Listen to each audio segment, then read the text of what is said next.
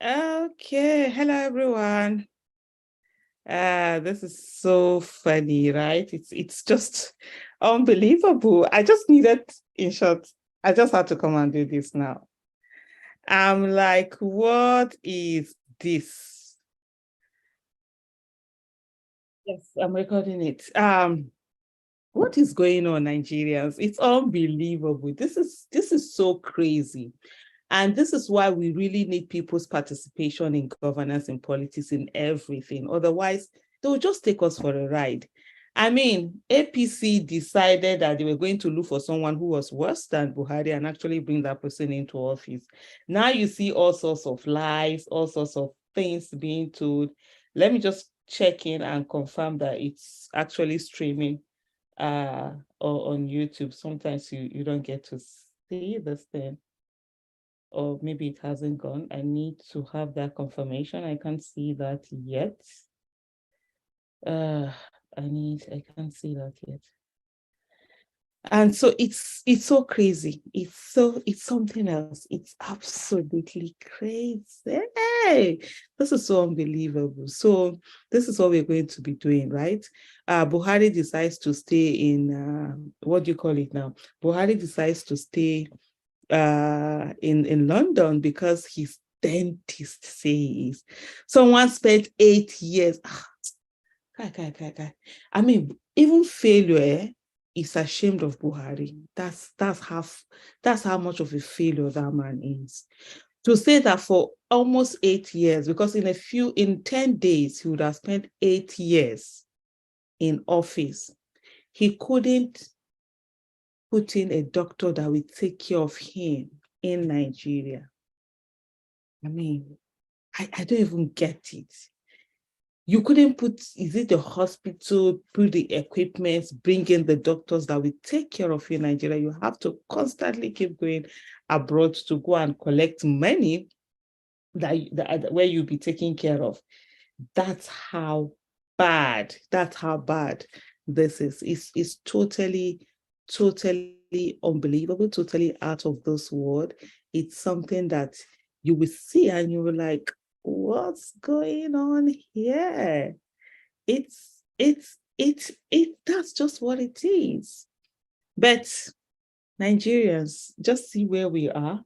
I'm trying to see, I'm actually stream. I'm sure, I don't know that you guys live on Twitter can see this. I'm actually trying to stream, but I'm not, I'm checking my YouTube channel and I'm not seeing it, because that way I would have put in the Zoom link so that people can join in here. I'm trying to get that done. Absolutely. Oh yeah, I've seen it now. Yeah, I've seen it. Yeah, so I've seen it. So I'll just try and get the Zoom link. Where do I even get that Zoom link from? These things there. Sometimes you just be thinking, yeah, I've seen it. Copy invite link. Okay. One of the things that this thing gives you a lot of I think I already have it here, but then yeah, I think I already have it. So is this going to be what we'll be doing constantly? You understand?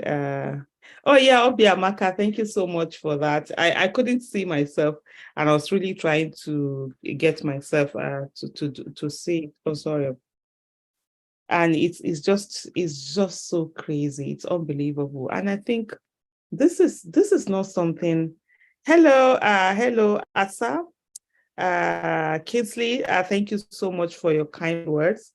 Let me try and get in the Zoom link so that for those who would like to just come over and Zoom and be able to say something, to just join and get that. I'm trying to see. Oh, where am I Zoom?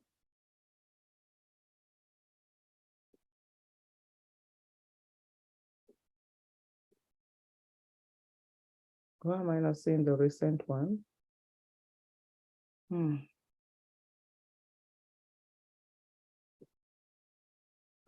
I'm just trying to get this sort of like, oh, Why is this not going? I'm trying to get this over here. But this is what the conversation is going to be at. First of all, we are already beginning to see the lies that APC are used to and which they are expecting to carry to another level. And first, coming out to say that Tinubu is on an official visit, he's going on an official, which official what? I don't get it. How you don't have any capacity. You've not been sworn into office, and there's nothing in you that says that has given you that capacity for you to be on any official this thing. So what was that?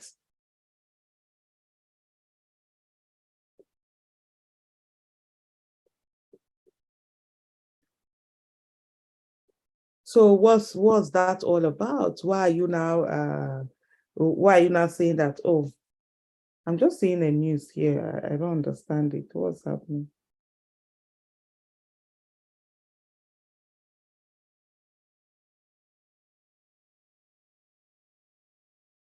Uh,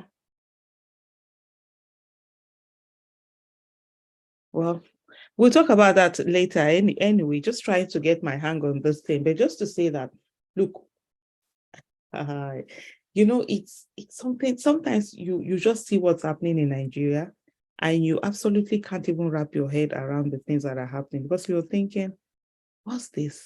What's going on? You understand? And it's just not getting through because really, what's all of these things? What's this? What is this that's really going on in Nigeria? It's just crazy. So you now have somebody who is now like, oh, out there saying, hello, yeah, Charity, that's what we are seeing. That Tinubu has traveled again. And then what they're even trying to say is this whole lies about the fact that, oh, he's on an official visit. They have a particular this thing that it's out there. They have a, what do you call it now? They have a state press statement that is out there, which all of them are sort of like pushing. You could see all the APC handle people. That's what they have out there, and they're really massively sort of like pushing it. And you're wondering, where is this? Like someone did say, just said, I think it's Barista Inibehead. I was saying that, look, you guys should just even come out and say the truth. This person, Sahara reporters had reported that Tinubu was going for medical checkup in France for follow-up something. And then this morning we now see again all of them coming out to say that, oh, he's going on some sort of official trip or something. Like, let me just go look for that handle where I had that. Yes, I think on Festus Kiyamo's this thing, he says President-elect Bola Tinubu departs Nigeria for Europe on working visit. Okay, on working visit, that's what they call it, not official visit. Yeah, on working visit. Press release. President-elect. For me, that's in quotation mark because as far as I'm concerned, it's president-select Bola Ahmed Tinubu on Wednesday afternoon left Nigeria. So that means he's already left for Europe on a working visit. He will use the opportunity of the trip to fine-tune the transition plans and programs and his policy options with some of his key aides without unnecessary pressure and distraction. So he's going to go all the way with his key aides, leave Nigeria, all that expense, spend money, whatever. And then from distraction and what did you call it? From unnecessary pressures and distraction. So pressure, you've not even started the work. You've not even been sworn into office. Nigeria is already unnecessary pressure and distraction on you. So whatever pressure that you're getting now, so definitely if it's expected that, God forbid, you're sworn into office, so it's going to increase more, right? And then so what happens? Is it going to relocate his office to now UK, that's or Europe or France or wherever, or US or whatever it is, and be operating from that? We had a president who spent a whole lot of his time during his tenure in UK. Are we going to have another one that'll be spending that in another country in Europe? Or what is it? And then they went on to say that during the visit, the president-elect will engage with investors and other key allies with the goal of marketing investment opportunities in the country and its administration's readiness to enable a business-friendly climate through policies and regulations. You see this nonsense that people do, that officials, they are traveling abroad to go and meet with investors. It's absolute bladderdash. It's nonsense, because first and foremost, no investor is waiting for you to come and tell them to come and invest. Every investor that is worth his or her salt, they already know where are the places to invest in. They already are, they have some key things they are watching out for, and they will go in and do it. No investor is going to be coming in because you went to go and meet them, to go and have some meeting with them or whatever. So that's even not part. Apart from that, already, he says, meetings with multi-sectoral actors in Europe's business community, including manufacturing, agriculture, tech, and energy, have been lined up. Asiwaju Tinubu hopes to convince. I'm so sorry, but that part, Lord have mercy. Does Tinubu look like somebody that will convince even himself, talk less of convincing any other person? They say Asiwaju Tinubu hopes to convince them of Nigeria's readiness to do business under his leadership through mutually beneficial partnership premised on jobs creation and skills acquisition. This report, even this report is smelling of, is this 1980 or whatever? You're not talking of IT, you are not talking of all those things, you're not talking job creation and skills acquisition. Really? Was this written for a chairman of a local government, or what is it? Reviving the country's economy forms a major plank of Tinubu's renewed hope agenda, and the meeting is part of his efforts to re-establish Nigeria's importance in the global economic chain and create empowering opportunities for the country's huge youth population.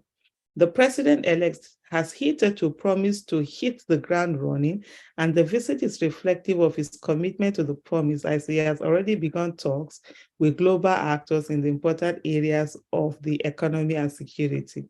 Before he left the country, Asiwaju Tinubu met with the House of Representatives candidates for Speaker and Deputy Speaker endorsed by his party, the All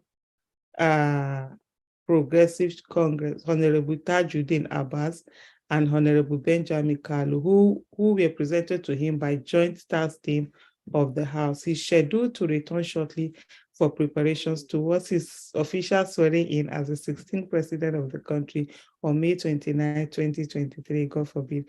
Office of the president-elect Tunde Rahman, May 10, 2023. Oh my goodness.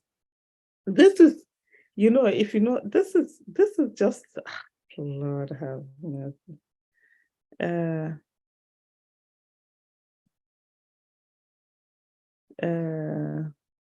This is so funny, right? This is so funny. So I'm gonna be sending, let me see. I'm just trying to do something here. Okay, yeah. So this is it, yeah. Just to be sure that recording in progress.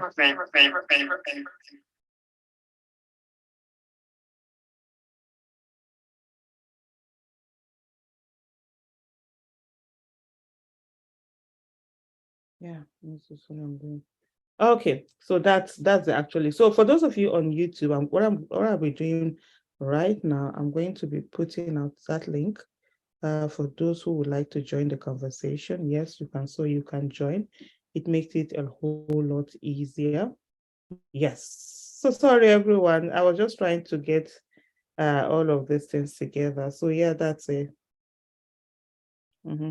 Yeah. So pinned the link has been the link has been put in on the what do you call it now, on YouTube. So for those of you that would like to either speak on this issue or whatever it is, comment or whatever, just follow the link so that you come on you join me on Zoom and we can have that conversation right here.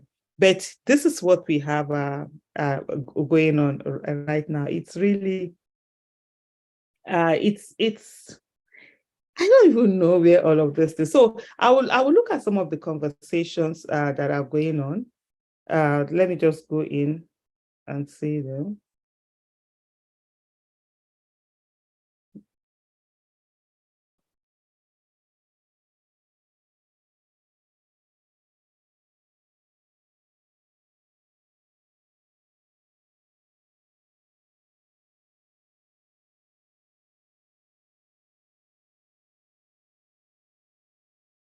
Okay, so sorry about that.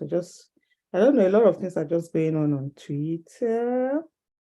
And then sometimes you're like, just get, let me go to Inibehe's page. So yeah, okay, there are people already here. I didn't see that. So sorry about that. Oh yeah, I see Haruna, Mr. Haruna Goro. Hello, well done, everyone. Just do go ahead and Inibe here because I saw something that you had put on that, and there's some of the conversation that Okay, so this is from something that Inibehe has done. He says, Tinubu does not have the constitutional standing and authority to exercise the functions of the office of president or any executive function whatsoever. He has not taken oath of office and cannot be meeting with investors on behalf of the country. Another season of lies loading.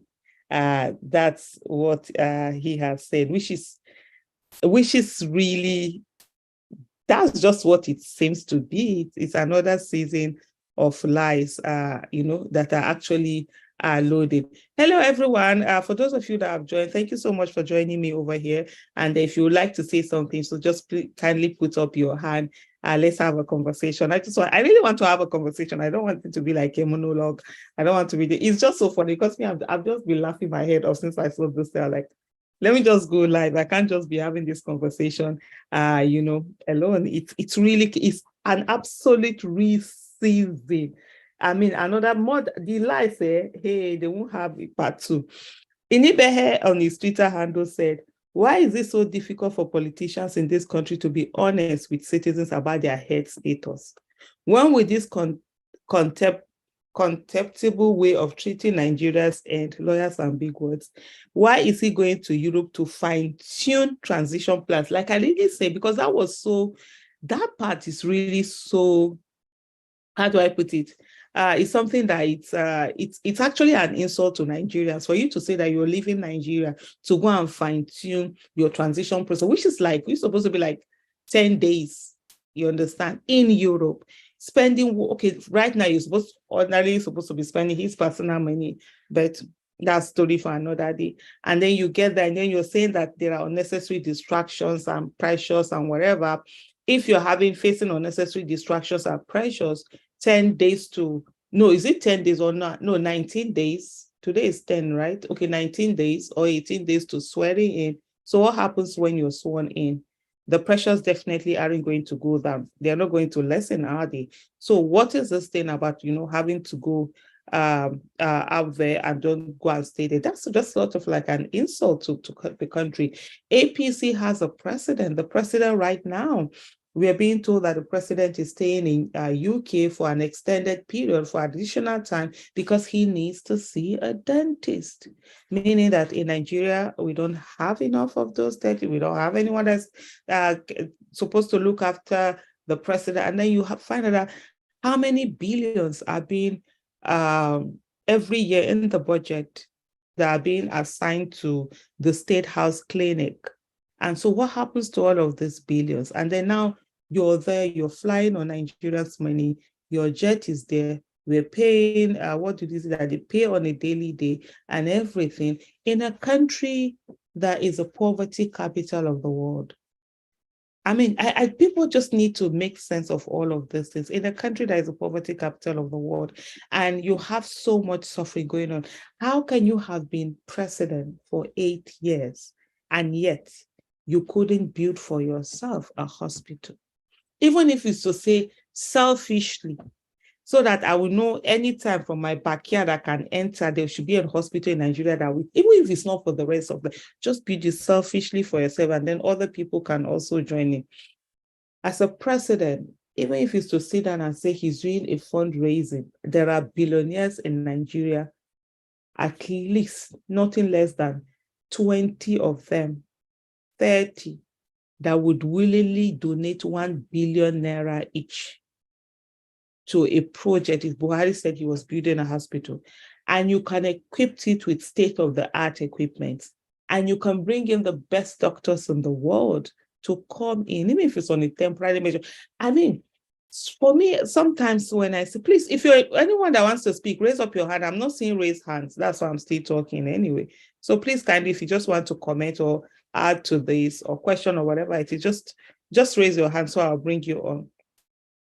So the thing for me, I'm like, I always look at, I saw Buhari before he got into office that would berate people for going out on medical tourism. And I remember during the campaign periods when they brought out that, oh, there was something they say, oh, he had certain sickness, and they brought out an ABU, that was PDB released an ABU teaching hospital, something. I was like, at that I was like, yeah, for me, that even works since he attends Nigerian clinics. So that means he will be more focused on the health sector, because he also, this is what he attends. And he berated people only for this person to get into office and they start going abroad. You know, sometimes for me, it beats me. I don't get how people are able to do this thing. And even when I see people do this thing, like jokingly, I don't get the joke in it. For example, you say you're going to, and I'll give you an example. There was someone one time who said, oh, if he gets up to 400,000 followers, he's going to share certain amounts of how many pounds? I can't remember how much. Was it 10,000 pounds or something like that? And then he actually, I'm sure that he thought it was an impossibility. He actually got to 10,400 followers on Twitter. And then he now came and was now like, hey, are you people? I'm like, how do you say those things if you don't mean them? If you say you're going to do something, you have to do whatever. And so that's why don't say it. If as someone who was running for office, I had said that I will not go to medical treatment. If I'm going to die, I'm not going to go there. Rather, what I would do, even if it means flying the doctors into Nigeria, get the hospital, build the hospital. But anyway, let me allow my big brother Haruna Guru to come on board. Hello, good evening, good morning, sir. It's morning over here. Are you able to put on your video? Yeah, I'm trying to. Okay, fantastic. Just to say, my husband is your number one fan. Look at you. Why did you leave my brother? You went to the States. Oh, and ironically, he's actually in the States with me right now. He just came himself 3 weeks visit with me, and so we're together. Actually.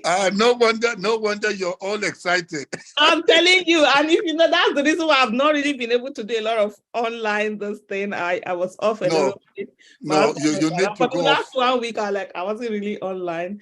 Then he's gonna stay for 3 weeks before he goes. Well done. Okay, that's good. But then how are the children doing?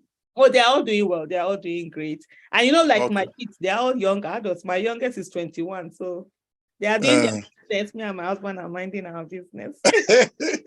That's good. Well done, okay, so I just saw you were on now.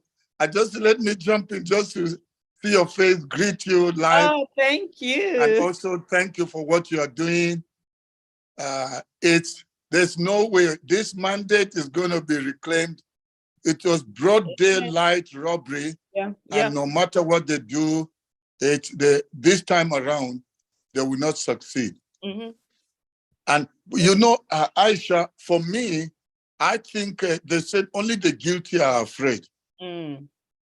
These people are scared because of their evil ways. They don't trust doctors. It's not like it cannot be done in Nigeria. Mm. Even if they build the best, better than the hospitals they are going abroad to get treated, they don't trust that. Oh. Yeah, for me, I think it's more of that. It is the lack of trust. They are scared. They don't know what will happen because when they're at home. So that's why they have to run abroad. And sometimes even when it's not medical, when it's medical, they lie that it's rest or something else, because they don't want to divulge what is going on. So, but I think that's why it's so necessary to have leaders we can trust, that the nation will take a cue behind them. That, as you said, if somebody says, I will do this, then we should take your word to the bank and know it's as good as cash. So, but because the government for years has been, built on the foundation of lies, so they feel like Nigerians, we always just, shout on social media, shout at the beer parlor, and then forget and go on their businesses. Because Nigerians, know how to struggle and struggle no matter what. But then they are taking advantage of us because of that. So for me, because I was asking myself, who from abroad will the president of America get a ticket before he's swearing in, decide to come and have holiday in Nigeria? Nobody, no president anywhere has flown to Nigeria to say, I'm taking a break because I'm going to be having a lot of work to do. Like you said, I think it's just an insult to the intelligence of Nigerians. Such people should not be allowed to even come near the seat of local government chairman, talk less of presidency of Nigeria. So I think we need to, expose all these things. For me, even though it's alleged, but with all the alleged has become realities now. Tinubu, wherever, anytime he has to go, because he's desperate with the case going on, so he knows it's a tough time, but he's trying to escape from facing it in case they bring him there. That's why I sent somebody like Lalong. So to me, it's all a scam, thinking that they can just use money to silence the judiciary, silence Nigerians, and then he goes ahead, then he just comes in for the swearing in. But it will not happen. We are not letting it happen. Definitely. Yeah. And I like that the way you put that. We are not letting this happen, because one of the things that we've had a lot is where people just give up. Oh, we can't trust them. Oh, there's nothing coming out. Then you give up. No, for me, I'm like, I say we are not in a romantic relationship with the judiciary. I don't even have business trusting them. Our own is to overwhelm them with evidence, so that they have no choice other than to ensure that justice is what is actually given. And it's really fantastic with the court ruling that we've seen. One, the Adeleke case, it's been established that beavers is what it can be used to. It's not beavers is admissible in the court, and what can be used to ascertain whether there's overvoting or there's no overvoting, the number of people that were accredited. So that's one thing, which was what in 2015 did not happen. And that was why Wike was able to become governor, where they said the card reader was not admissible in the court. And that really took us back. So we have that. Now we are hearing reports. INEC is saying that some of their results are missing and all of that. And whether it's we will see. And if they say it, where are those results? Because up to now, the results have not been uploaded 100%. And we need those numbers to be able to come in. Even with some of the results we have, that we have states where you can clearly see that even on the IRF that Peter Obi won, but yet what they read out, it was to APC, to Tinubu, that they gave the winning to. So it's interesting. And like you said, it's something that they are saying that it's not the normal way that they will wiggle their way out of it. So what we keep doing is to focus on that judiciary and not give up on it. Thank you so much, sir. It's always a pleasure hearing from you. Well done. Yes. You must greet my brother. Tell him I'm looking forward to coming for the swearing in. then Yes. we will go to Shegelinku. Absolutely, and it will be party after party after party after party. Yeah, yeah. Bring on our dancing shoes and all dance. I'm sure it will be such a joyous moment. I mean, just looking at what happened with the Adeleke's case and where the people of Osun State were really happy about it. When someone wins, it's there. When It's the money of the obvious. people is stolen, Yeah. there's a difference. Somebody wins and there's gloom in the nation. I mean, it doesn't all go well. But when it's really what the people want, we actually say that. So thank you so much, sir. Thank you so much. Okay, let me let others talk. Then Yeah, I maybe see later. Deborah. Yeah, Deborah is the next one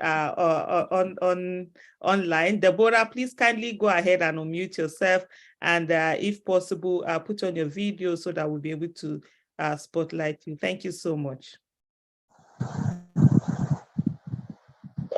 Hello, good afternoon. Hello, good afternoon. Good morning from here. Are you able to put on your video, please? No, sorry, I'm not able to. Okay, so go ahead then. Okay, so well done in all that you've been doing. Thank you. That God continue to strengthen and keep you in the name of Jesus. Amen. And also, the other man that just finished speaking with you, you both have been doing wonderfully. Concerning Tinubu's going out for treatment, this and that, me and you know that is not true, or for toothache or whatever, or to rest. Well, probably, I think like we've all been speculating, like it's very obvious, he's going for treatment, something serious. But because just to make it light so that people don't say toothache, they don't even balance their talk. They don't seem to weigh, the impact of what the statement they're putting out there. They just say, no, okay, so the toothache, the dentist is Buhari. Okay, the toothache is Buhari. Toothache is Buhari. Okay, anyway. I see Gani smile, not smile. It's just so funny. The toothache is, we have two things going on. Toothache is Buhari. Then this one says we're going on a walking visit. Okay. Anyway, to summarize, to cut short everything, for two of them to be out, if really we want to, look deep into it, to me, it looks like, they are going in there. We are still, we are having a president that's still puppets in the hand of the UK. So to me, perhaps they've gone there to, to marshal out, their next moves and all that. Maybe with Prince Charles and the UK people, leadership. So that's why we must insist on having a different breed like Peter. Because these people are just there because they're putting people who are, almost lifeless to come and lead us. And I just want to also encourage that our youth need to still continue to step it up, because we can't continue like this for too long. In my own anticipation, my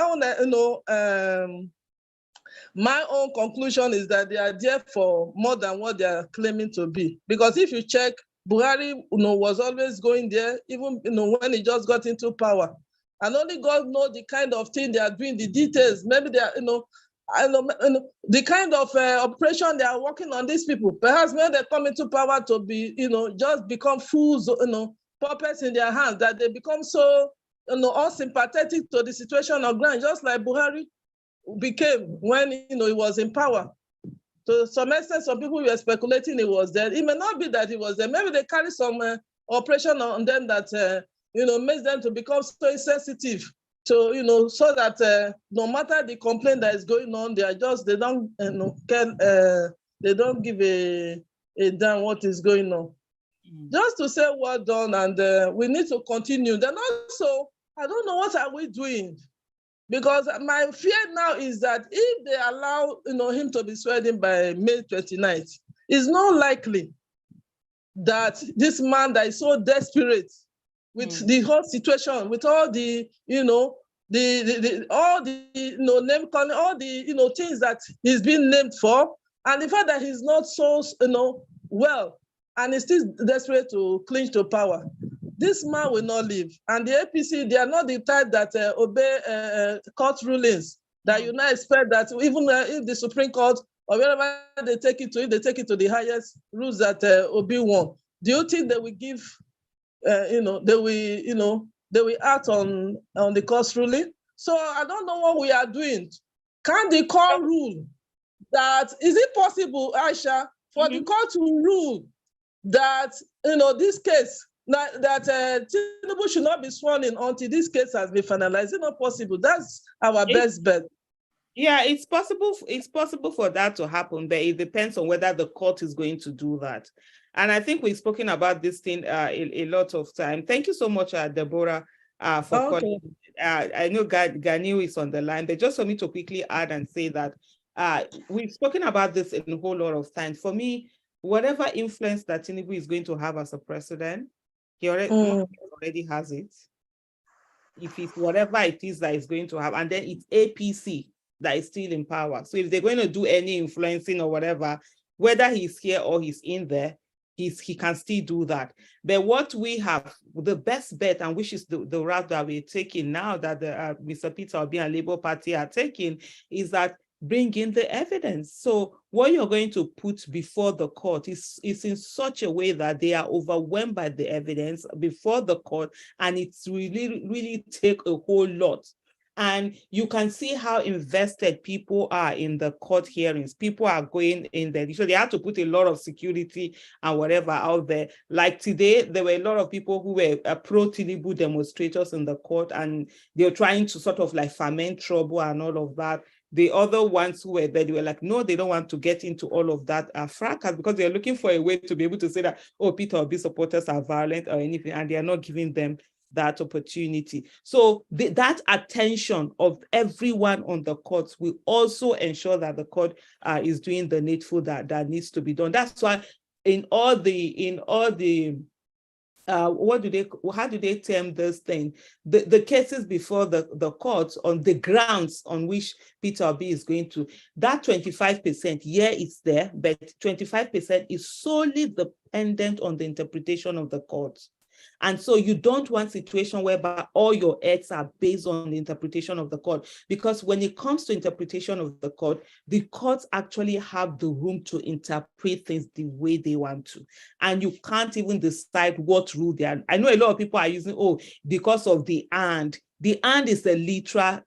So in interpretation, when it comes to judicial interpretation, there are 4 types. You have the literal rule. There are 4 rules. The literal rule, which is you will look at how did they put the words, and that's where that and is coming in. You have the golden rule, you have the mischief rule, and you have the purposive approach, which is really what they use like in the UK and also our courts. What was the intention of this whole thing? The one of, will it be like, so will it be like an anomaly if you allow this to go ahead? Also the court in its own way, because it has a room, and you cannot decide for any court at any time or any judge on which of the ruling they must follow at a particular time. So that's why we are not putting that much effort. Is not on the, yes, it's there, but then the other one is that, can we put in this evidence? This guy forfeited his $460 million. That's something. So he was involved in crime, and the Constitution is quite clear about that. The vice president select had double nomination, and the law is quite clear on double nomination, that you can't hold double nomination. So as long as those things are proven. And then the other one, of course, is the data integrity. A lot of the results that were uploaded on IREF, they were manipulated, erased, changed, all of that, and you can literally see them. So these are things that will have to be put before. I think let's not leave that, let's take away that fear of, if Tinubu gets into office or whatever. Let's just focus on ensuring that the judiciary is overwhelmed. Ganihu, apologies, I know you've been waiting for quite a while, so go ahead. The floor is yours. Can you hear me? Yes, absolutely, we can. Good morning, Aisha. Good morning from here, and good morning, Dr. Haruna. I follow you. I really thank you people for the good work you guys have been doing. I follow you guys on YouTube. Thank you. And good morning, Felix. So yes, I'm I'm really worried about our country, because right now I know that most Nigerians massively voted for P2B. Yes, Tinubu, he has been flown maybe to France, and probably he's on medical trip. I have no issues with that. I understand he's old, and it's not a sin for one to be old, and it's not a sin for one to be sick. But we are all praying and hoping and wishing him well, a quick recovery. But the area I have issues is that he's been part of the APC government. They have been in power for 8 good years. And I still can't understand the reason why he will still be flying out of Nigeria or to go for medical treatment. They've been in power for 8 years. President Muhammad Buhari has been the president. He's their man. He's been there for 8 years. And I know that Tinubu has been part of the government. He's been an advisor. He's been advising them on so many issues. So my question is this. For all these 8 years, these people have not been able to build some good hospitals for Nigerians, that they should continue traveling abroad, spending millions. He owns a private jet. And he still have to explain to Nigerians how he was able to make the money of which he used in buying the private jet. And like Nigerians see it as nothing. But there are so many Nigerians that have been dying because of lack of good health care. From the southeast to the north central, to all parts of Nigerians. You can't move around and find one single good hospital. They travel to most of these Western nations, and they see the good hospitals they have over there. He was in France, I think, was it last month or last 2 months? Yeah. And he was there. They understand how things work there. But I still can't understand the reason why, after all these years, these people continue to allow Nigerians to suffer. People are dying of all kinds of sicknesses just because we don't have good hospitals. But we have the good doctors. And the unfortunate part of it is that most of these good doctors are now looking for ways to relocate to countries that have good medical system. And it's high time Nigerians really ask themselves some good questions, because if we have to continue like this, then we are doomed. We are going to remain like, because I think there was yesterday I was listening to the news, and I heard that one of the big pastors was like trying to tell Nigerians that maybe it's the will of God for Tinubu to be our president. For God's sake, it's not the will of God, and will never be the will of God. God does not allow his people to be ruled by evil people, And I wish Nigerians can really understand. Look, Nigerians are scattered all over the world. I'm not living in Nigeria, but many people are tired of living abroad. They want to go back home. They want to go back home and invest. Yeah. People want to come back home and invest, but you cannot invest in a society where there is practically nothing working. No electricity, no good health care. Even you are not sure of your life, you could be kidnapped at any point in time. I have an uncle of mine that was traveling just last week from Abuja to Imo State. Between Kogi and Abuja, they kidnapped him. The younger brother who was driving his car was shot dead, and the guy they had at the back was shot by kidnappers. And right now they are negotiating, asking for millions. This has been the normal system in Nigeria. And when people listen to this kind of news, nobody wants to go back home and invest. That is why we are all pleading with Nigerians to understand that it is high time they come out and say that Obi is the one they voted for. We want change. Look at other countries that have oil just like Nigeria. Nigeria is a blessed nation. It's a shame that we have continued to be the poverty capital of the world. Look at Rwanda in 1994. There was a big genocide there. Look at what Paul Kagame has been able to do in that country. Right now, Rwanda is attracting investors from all over the world. It's a very small country, but Europeans, Americans are now willing to go in there and invest. How many investors will be ready to come to Nigeria. Look at, I'm happy for Dangote. I heard he's going to open his new refinery. This is an individual. But we used to have 4 refineries, two in Port Harcourt, 1 in Kaduna, 1 in Warri. And from what I understood, none of these refineries are functioning. We have to export this crude oil to the West, to Germany and some other countries for them to refine those oil for us. Then they will now have to bring the oil back to Nigeria. So I think nothing is working right now. And it will be a mistake if we allow this to go on. Nigerians they all need to stand up and say, no, enough of this nonsense. This is we believe I think the judiciary is the last hope of the common man. We are all praying that they should do the right thing. They just have to follow the law, do the right thing, and make sure that the right guy is restored, that we get our mandate back. Thank you very much. Thank you so much, Genu, for your contribution. And indeed, you did say it, a whole lot of things there.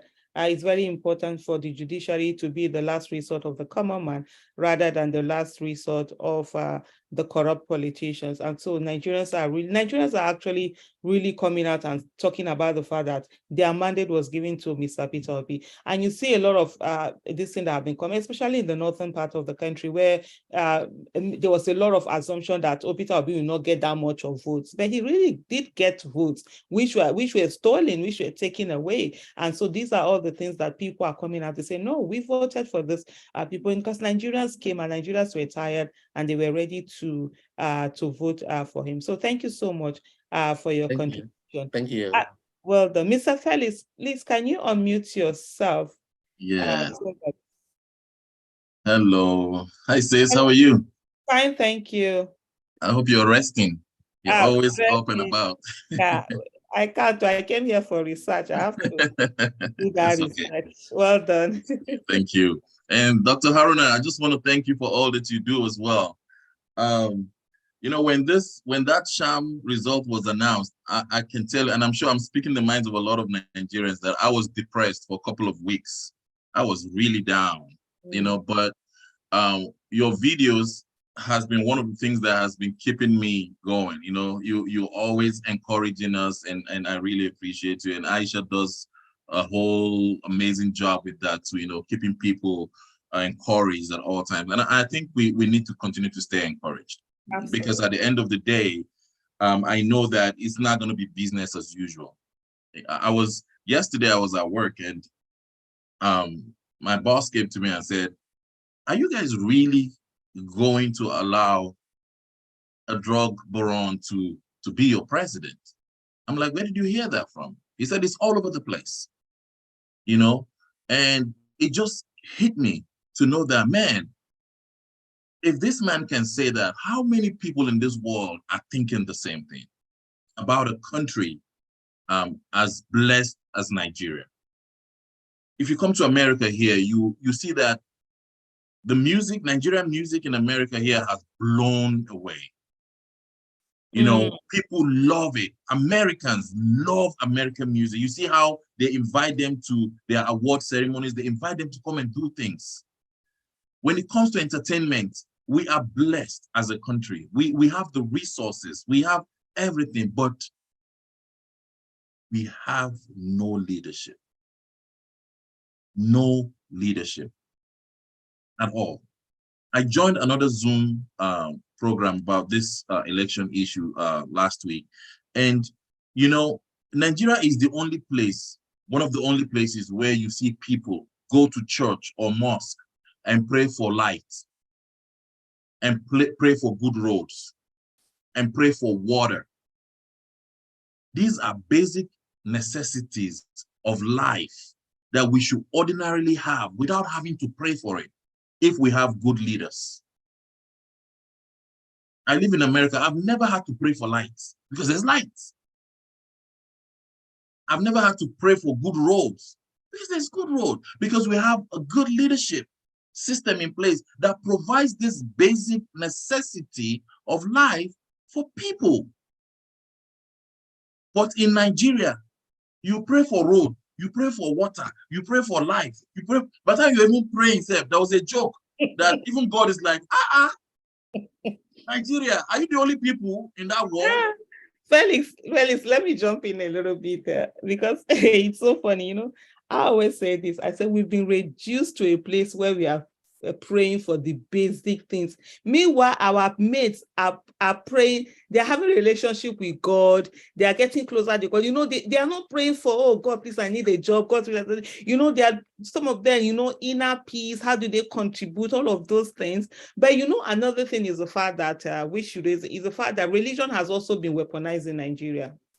It has been weaponized. And I said this on both ends, because sometimes when we are talking about, some people are like, oh, it's sort of like early on the Muslim part. Like, no, both the Muslim and the Christian part. And I'm going to explain a little bit. Let me take into this thing to say that, one, the religious rulers and the political rulers, because I call them rulers, not leaders, because if I'm talking of religious, Martin Luther King was a religious leader. Malcolm X, a religious leader. The ones we have today, most of them are just rulers. They need each other. So the religious rulers need the political rulers to give bad governance so that they can sell cheap miracles. So that if you finish NYC, you go and meet your Malam or your pastor or your Dibia or Babalawo or Boka for him to bless your certificate so that you can get a job. So that's why if you get a visa to travel abroad, you go and do testimony and all of that. So they need that to be able to sell it. Then the political rulers, they need the religious rulers to keep the people down so that there won't be an uprising against them. That's why they will tell you something like, oh, protest is haram. And then they will say to you, oh, why are you going to government? Why don't you pray for your own miracle?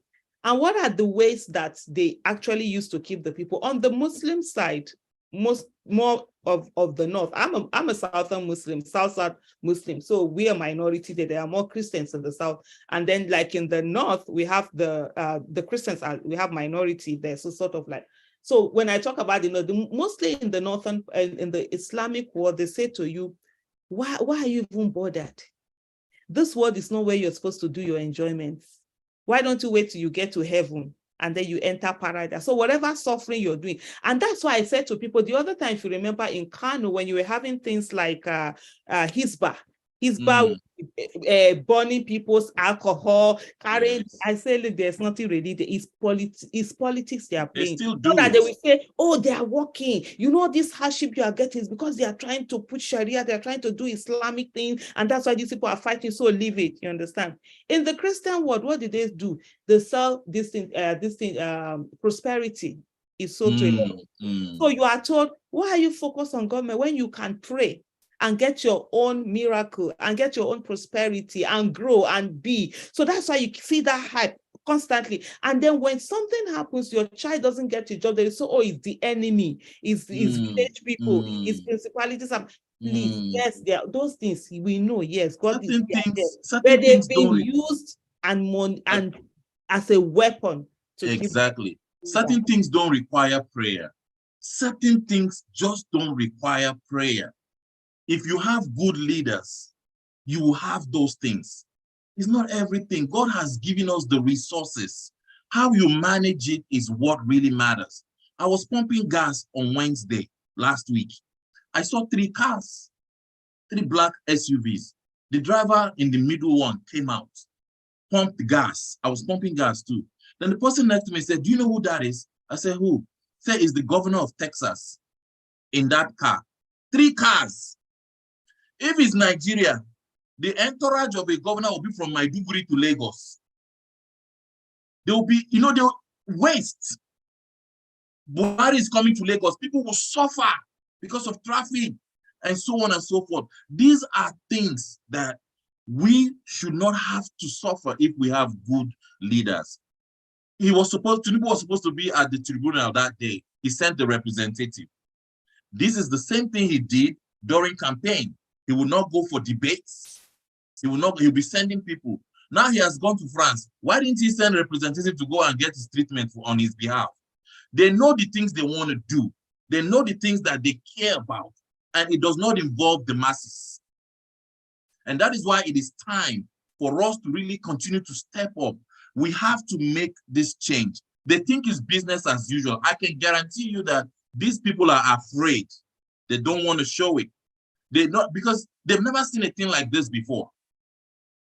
Four people tweeting in a room have turned to a major pain on their body, and we need to continue to stay because this is not the time to give up. We need to continue, and I know that at the end of the day, this mandate will be to be ours. Thank you, Aisha. Thank you so much, Felix. Still stay on. I'm going to bring Harun Ogoro to join us. Please, sir, kindly unmute yourself. Just to say that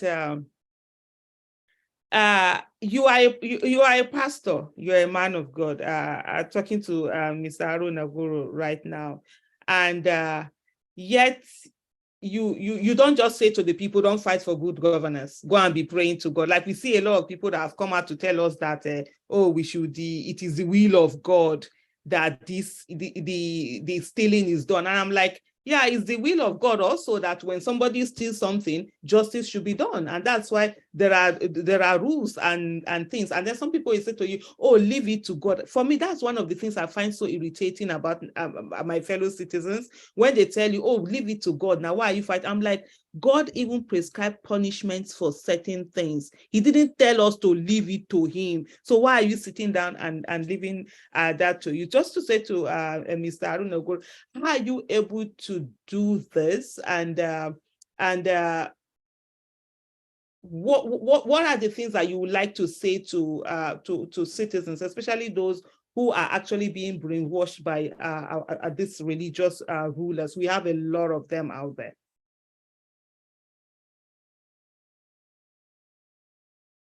You're still muted. Hello? Yeah, okay. We can hear you now. Okay, Aisha, you will notice since I started broadcast last year, I've never said anything about Jesus. I've never said anything, only God, because this whole thing about religion has divided us. Half of my family, my mother, my sisters, my cousin, my nephews are all Muslim. That's the background coming from, but then I became a Christian. So, and I didn't want to use that. No single broadcast. Actually, a lot of people don't even know. Some think I'm a Muslim. Mm-hmm. And I chose to leave it that way. Because the moment you bring the religion thing, people already take side and they decide, who is he to talk to us? He's a Christian. Mm. So for me, I actually think that the challenge we're having in Nigeria is religion. Yeah. And I'm not telling people not to be religious. I'm very religious, but I'm telling you that's what they have used. Because, they said a religion is the opium of the masses. Mm-hmm. That is where they get the weakness of somebody. Yeah. You are told to forgive. Mm-hmm. My mind, I process Christianity from the mindset of an activist and a fighter for humanity and for their rights, which Jesus was a revolutionary. So anybody that truly cares for humanity will not be thinking about his church, their tithes and offering, because the people that are on top, the clergy, are actually making it at the expense of the others. They have lots of money, they live different, their houses, they've got maids, they're protected, they've got bodyguards, they preach about divine protection, but then they have bodyguards. So that's why, Aisha, for me, maybe after Obi comes in, I'll start to let people know who I am. But for now, I'm a Nigerian, and I want to see people free. And when I speak as a Northerner, I talk because I know what we have suffered in the hands of our Northern brothers. So for me, I actually warned people. I said, we don't need their prophecy. Nobody should prophesy anything. We want to fight, and we want to look at who has what it takes to take Nigeria forward. Because I will not trust Nigeria to any of the GOs, to any of the pastors, to any of the imams, because many of them are corrupt. Yeah. Yeah, so, But I would trust Obi 100 times more than I would trust many pastors. Because I see credibility, I see transparency, I see somebody that has a heart. It's not, with all that has happened, he's not vengeful, he's not fighting people. But you imagine if it was pastors, they will be fighting each other even on TV. And if it's the Muslim clerics, they'll be fighting each other. Obi is the one person I've seen in Nigerian history, in all my 67 years on earth. Obi, I've not seen, I don't even know any other nation that has somebody like Obi. So it's not just about, if Nigerians make the mistake of letting anything happen outside Obi, I can tell you, Aisha, I'm not prophesying, a prophet of doom, but I can tell you, I will almost say, even you, just stay back in America and let your family come and join you. This are not gonna solve, yeah. Me, I know they go anyway. You sure there? I can't wait to be back home. I'm sick and tired. If not, it's a program that I'm doing. Normally holiday. I would have run back home since that country. We are not living it. We died there. We died there. They don't own it. And for them, they cannot come and say, oh, this, that. For me, that's really where I stand up. Because one of the things that we really want is for people to just give up on Nigeria. I spent so in my own case, just to give a bit of background of, and I'm sure many people have heard this a lot of time. For my first 40 years, I didn't even care whether there was Nigeria, honestly. If you know the kind of person I am, my husband will always say there was Aisha before 2014 and Aisha after 2014. Let me tell you, for you people to know how the president could have sat beside me in 2014 or before 2014, I wouldn't know who he was. That's how bad I was. A lot of things that happened in Nigeria, Alu this Odi massacre, I didn't know they happened because I tuned off Nigeria. So I grew up as a very angry teenager, very angry with my parents. I would challenge my dad, I said, what's happening in this country? We are blessed, we are rich, but see the corruption, see everything going on. Why are you people not keep talking? Why are we suffering? Because I suffered a lot as a child. And I saw that suffering, you know, being in secondary school, going out begging for textbook to read. I was begging people and telling them that I would get them a Ababio. This is PNO KK, that physics book. I read sciences. I was begging. ABU Zaria, before I got admission into medicine level 2, it took me like this. Every day for I think 3 months or more, I will go to senior beauty. There was nobody's office I didn't enter. Some they will drive me, some they will abuse me. Tomorrow, I'm very tenacious. So I know they give up. You will tell me this thing, I will put everything on the line. To the extent, you know, and I will see other people who had, because I did IJMB, I did A levels, and I knew who had lesser results. They will come in with their uncles, they will come in with their whatever, they will give them admission. Me, I had nobody. And at one time, my parents couldn't afford to give me money transport from Kano to, I had to now be living with someone. There was a girl there, their parents took me in and I could stay with them, you know, all that suffering. And so my main thing was, I need to make money. That was my main thing, financial independence. That's why I don't joke with it, passive income, because that's the only way my dad could pay my school fees. I went to a very good school. If I had finished from the government school I used to be in, I wouldn't be able to speak English. I tell everyone. So he has sacrificed, even though he didn't have anything. His what do they call this thing? From share dividends. He will use it to pay my school fees. We were suffering and everything. And today, so by the time I became 40, I said, I am not the problem of Nigeria. My silence was a problem. Because the people, I used to hate people who were corrupt. Now it is my mates. I'm going to be 50 this year. It's my mates who are doing the corruption now. It's my mates who are giving the bad governance and all of that. And so for me, when I started speaking, I'm on this issue, we die here. And so sometimes when I see people say to me, oh, are you not afraid of being killed? I'm like, my mates died a long time ago. There are a lot of my mates that didn't make it out of the ghetto. Where I am now, I've even done excess more than I was supposed to have done. So anything. So on this thing, we will be there. But one of the things that you said, Felix, that really struck at me was the fact that, and I'm going to reiterate this here, we must not forget the little wins. And I'll say, Mr. Haruna Goro, that's one of the things we must not forget the little wins.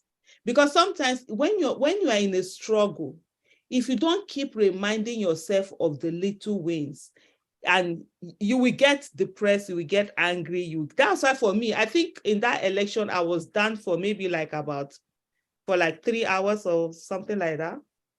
I'm like, what? Then I sat down, we were in the campaign office in the office like this. And we're just like, God, what the hell is this? We won this election. Because we could see the things coming in, and then they just took it. Then I just look at her and say, Omo, are we okay? Why are we here being down? It's the people that stole the election that should be down. Because we did the impossible. How many people got into Senate because of the whole obedient movement of citizens now participating in politics? How many people were able to get to House of Rep? How many this? You see how the whole nation, people were galvanized, you understand? That's amazing. So why are we depressed? And then, it was as if they just shift the bulb. All of us just stood there like, we are on this. Okay, what's going on? Can we get the numbers? What's happening here? So I think for everyone, let's not forget that. Let's keep remembering the things that have happened, the things we've been able to achieve. They used to tell us that votes don't count. Is there any politician that dared to say that in 2023? That was what we used. And even when we used to say to people, look, votes count, because if votes don't count, why then are they buying votes? Many people stayed away. So you see this thing now, the issue now, why we are fighting for this mandate, which we know with the evidence on ground, it will be hard for the court to say that, oh, it's still, it go hard there. And that's why you must put the attention on that. While we are getting that mandate, what are the things we need to start doing now? Who are those of us that can enter partisan politics, that can join political parties? Oh, yeah, begin to join. Let's use Labour Party, sir. I said, people like Aisha. Yeah, for now. So this is what, when you'll be running away from me. I would, no, I'm not running away. You understand? So I'm that kind of a person who always, plan on the things I need to do. That's why I say to people, if you tell me appointment, I tell you zero, I'm not going to do appointments. I've said that to a lot of people. They say, are you going to ask? I won't work for Peter Obi, but I can work with Peter Obi. There's a difference. Let me give it, for example, on the campaign, I wasn't a member of Labour Party. I wasn't Peter Obi's advisor. I wasn't a speaker. I wasn't Peter Obi's spokesperson. I wasn't a member of PCC, but I played my role. I was a part of that team. Key decisions, everything, I was there. That's the way I work. I work in a free, I don't want to be doing yes sir to you. I didn't look, I said, everybody is doing yes. I said, you know me, I'm here to hold you. I'm your critic. But guy, you saw, what are you doing here? That's the role I play. So even when he gets into office by the grace of God, that's the kind of role I want to play. But in terms of running for office, yes, maybe. But I'm giving myself time. But the role I play now, I can't be on a partisan level, because for me, and I might be speaking, and correct me if you're wrong, sometimes a person go to come the fee say, in head go they big. I want to play the role of getting a lot of competent, accountable people into office, not in getting myself into office. If I become let me give you an example. With the issue of Enugu State, Frank Weke Jr., as far as I was the most competent. I'm not going to support any other person. If I'm in party, they will drive me anti-party activity. So I had my freedom. I'm not anybody party. So for me, the drive is, how do we get people? And I've been saying this in the last 2 years. How do we get competent people into office? That's the role I want to play. Not how do I get Aisha into office. A lot of people say, oh, you should. Yes, I know. I'm not going to run because I will win. I want to run when I'm ready to say I can focus on serving and giving. But right now, my job is to get as many people as I can into office. And the more, the better. So that's where my energy is focused on. And so we need to get people who will join this political party, especially Labour Party, and control it from inside. This one you say, they chose somebody, they did not choose somebody, they did not. Can we get people? It's sacrifice. Even Nigerians in diaspora, you understand. I've been saying this. I'm going to bring you on, Felix. Please, anybody that wants to jump into the conversation, just raise up your hand. Let's just be having this conversation. Even Nigerians in diaspora, I've been saying to them, how many people are you bringing to represent you? Nigerians in diaspora, people should come and put at least 20 people in the National Assembly. 20 to 30. You should have some like 10 senators that una go send them from that abroad, come here. Come and run for. Some of them have either retired, they have the competence, they have the capacity, they're either whatever, they can, or they can come and do. Let them come.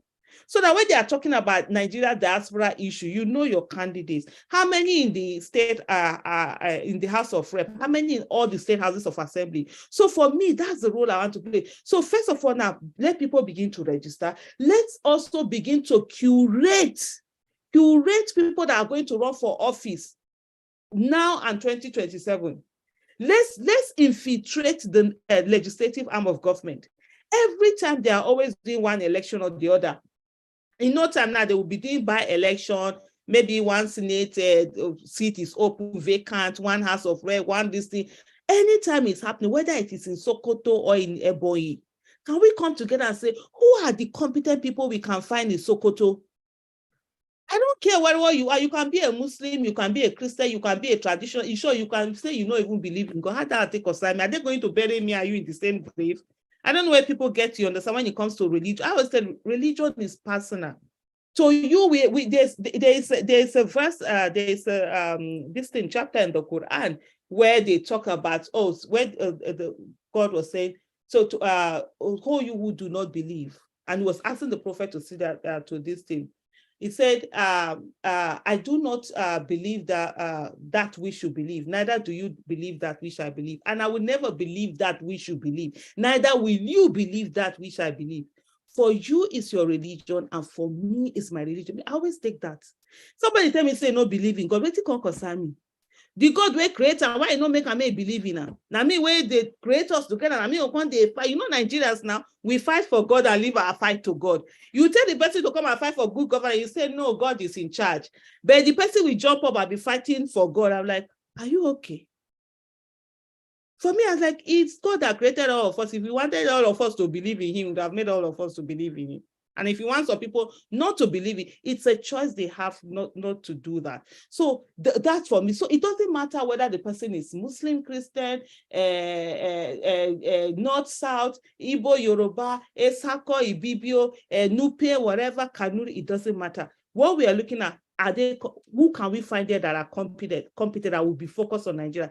Then let's begin to curate those numbers. Like right now in your state, how many people you think are Senate material? How many people are willing? Why they call me? Can we begin to train them on leadership? Can we begin to have, in short, can we begin to have them even act like shadowing? You want to run for office to House of Assembly, right? Why, can we add you to someone who is there? You'll be going there, learning, seeing the process, understanding, so that when you get into office, you are able to do that seamless. And then can we have a coffer that we are putting money together so that people who don't have money, who have competence, we can have something that we use for their campaign. We don't need to give them the money. It's not flyer, it's not this, it's not. Then also another very important thing, can we also have people's agents? Who are these people that we have? Let's have a database of, let's say, 1 million people, right, who are ready to act as party agents, so that all the 170-something polling units, we have at least 3 people there, 3-4 people who are there, that on election day in all Nigeria, they can be there. So that if you have someone who doesn't have party agents or this base competent, we can use those people, get the right result, ensure the right, so all of these kind of things, these are the things that will be, because if you see what we did, what Nigerians did in 10 months, see the results you achieve, and imagine if you continue to do that in the next 30 years. All these people that we think they are politicians, we've seen they don't have anything. Felix, go ahead, please.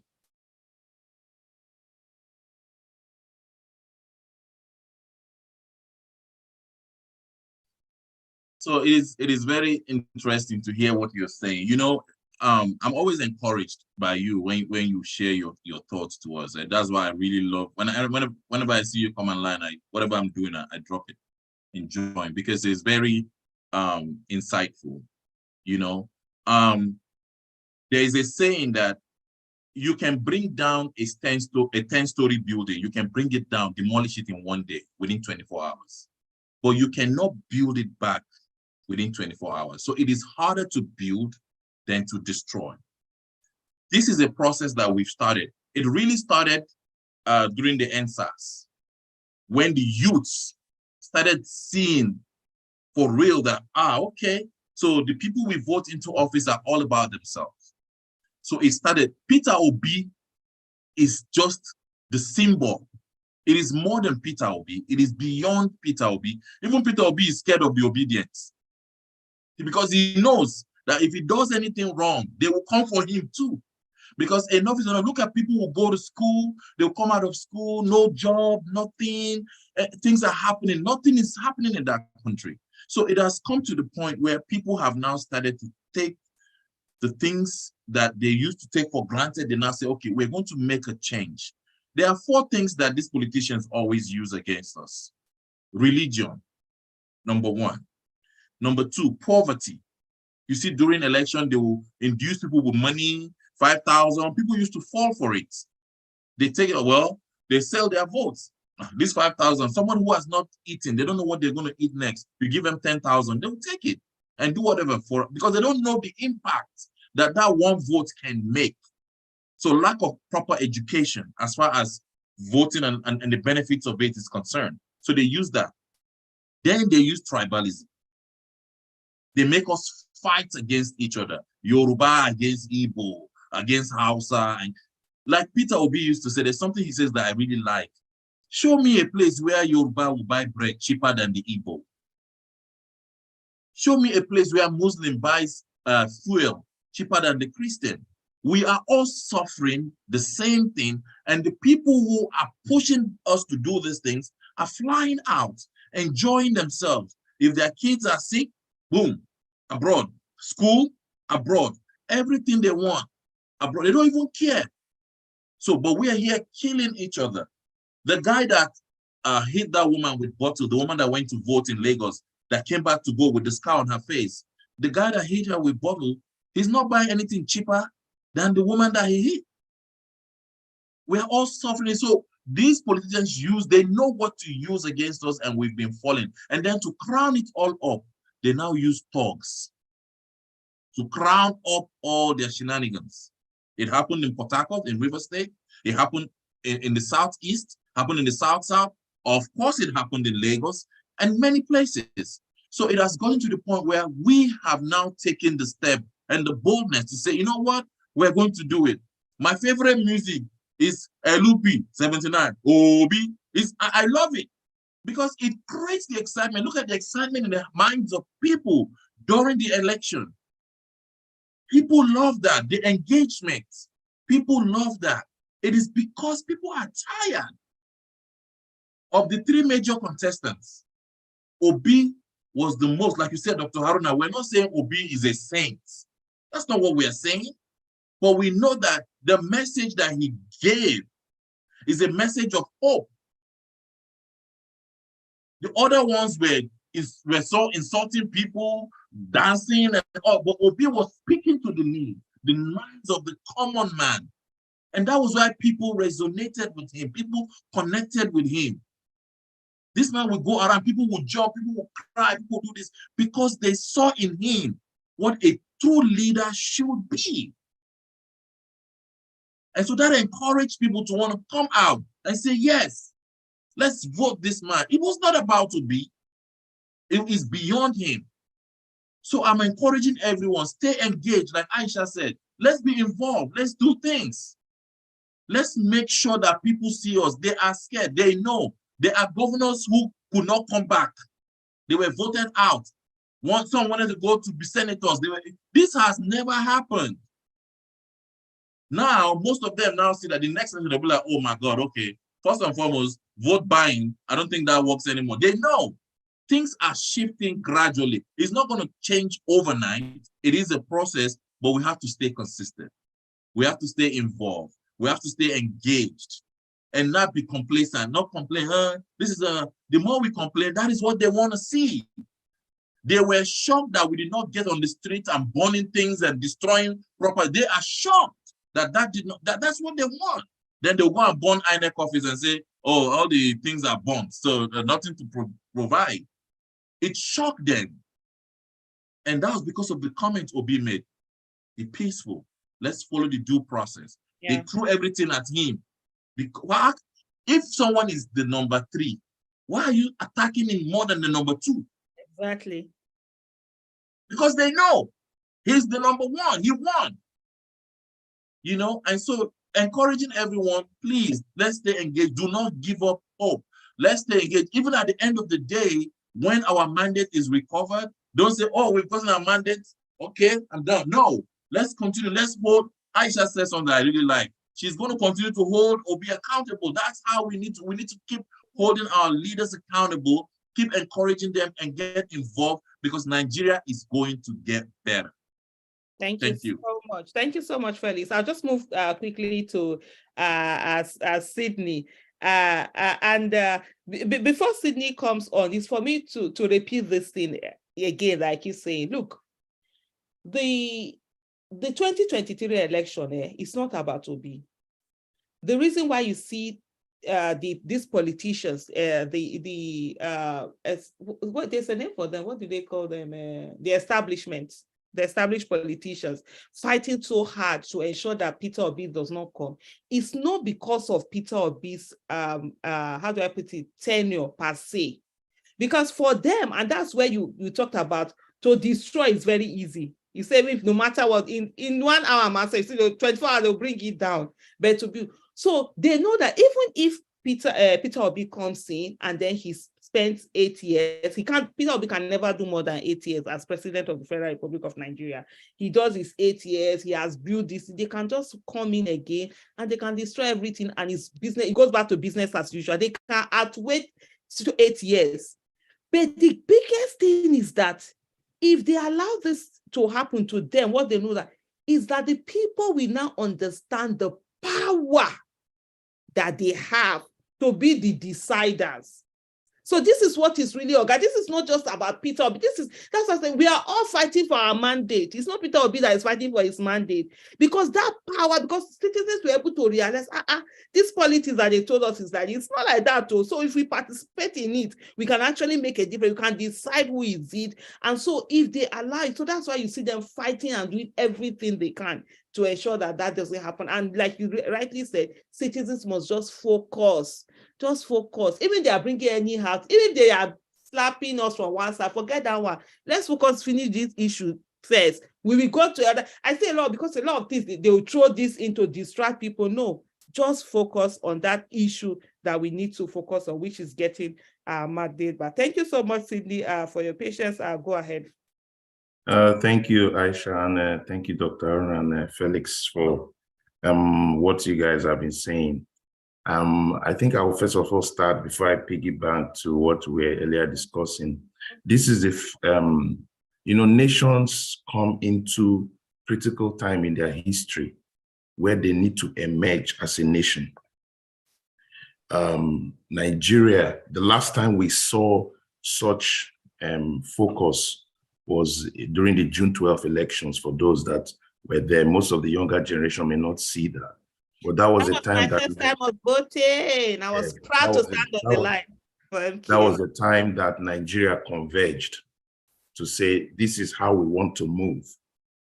And it was scuttled by the same political or military hegemony that was in play. And so we saw the rise of the NADECO and the fight back. And finally, a democracy of sorts emerged. And that democracy was also hijacked, midwifed by the military. And so Nigerians got to a time when, there was disillusion everywhere. Nobody cares. People tune off, zone off, and do their thing. People play ball during elections. This is the second time in our new history where Nigerians have converged again in a very bigger form from NSAS to say, we have had it enough. We're not taking it again. And if we don't fight now, then there's no other time to fight. So sometimes in history, these kind of things happen, and then there will be a rallying point. And that's what has happened this election. And the political bracket of this nation they underestimated what was happening. They totally underestimated us. Now I tell you, Nigerians are very elastic people. What do I mean elastic people? We just go with the flow. You know, we say everybody faces their business. But if you notice this election, and these are the positives. Now, for the first time, the young people were not distracted. And that was a very big shocker. Now, about three things that can distract Nigerians generally. One, football. If you put football now, people watch. For the first time, Nigeria was not in the World Cup, so we had super focus. There was going to be super focus on this election. Big Brother Nigeria, nobody cared about it for the first time. It was obsolete. I think those people must have lost ratings because Nigerians, the young people decided if it is not now, then there's no way out. And we know that we cannot win everything. But if we hit the presidency with great accuracy and precision, then Nigeria will shift. And I tell you that the Nigeria of 2019, 2015 is not what we are seeing now.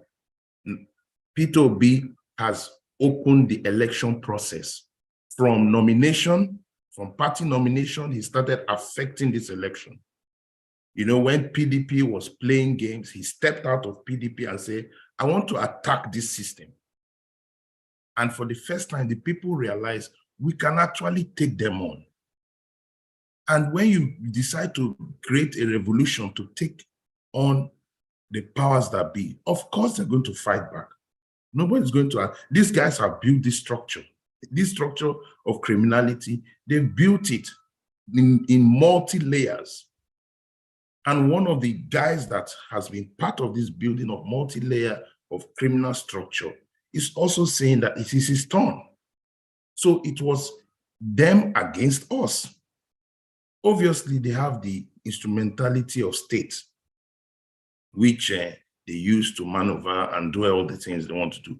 But for the first time, they saw that throughout this election, what Peter Obi was doing and what he keeps doing is each stage of this election, the Nigerians are trying that process.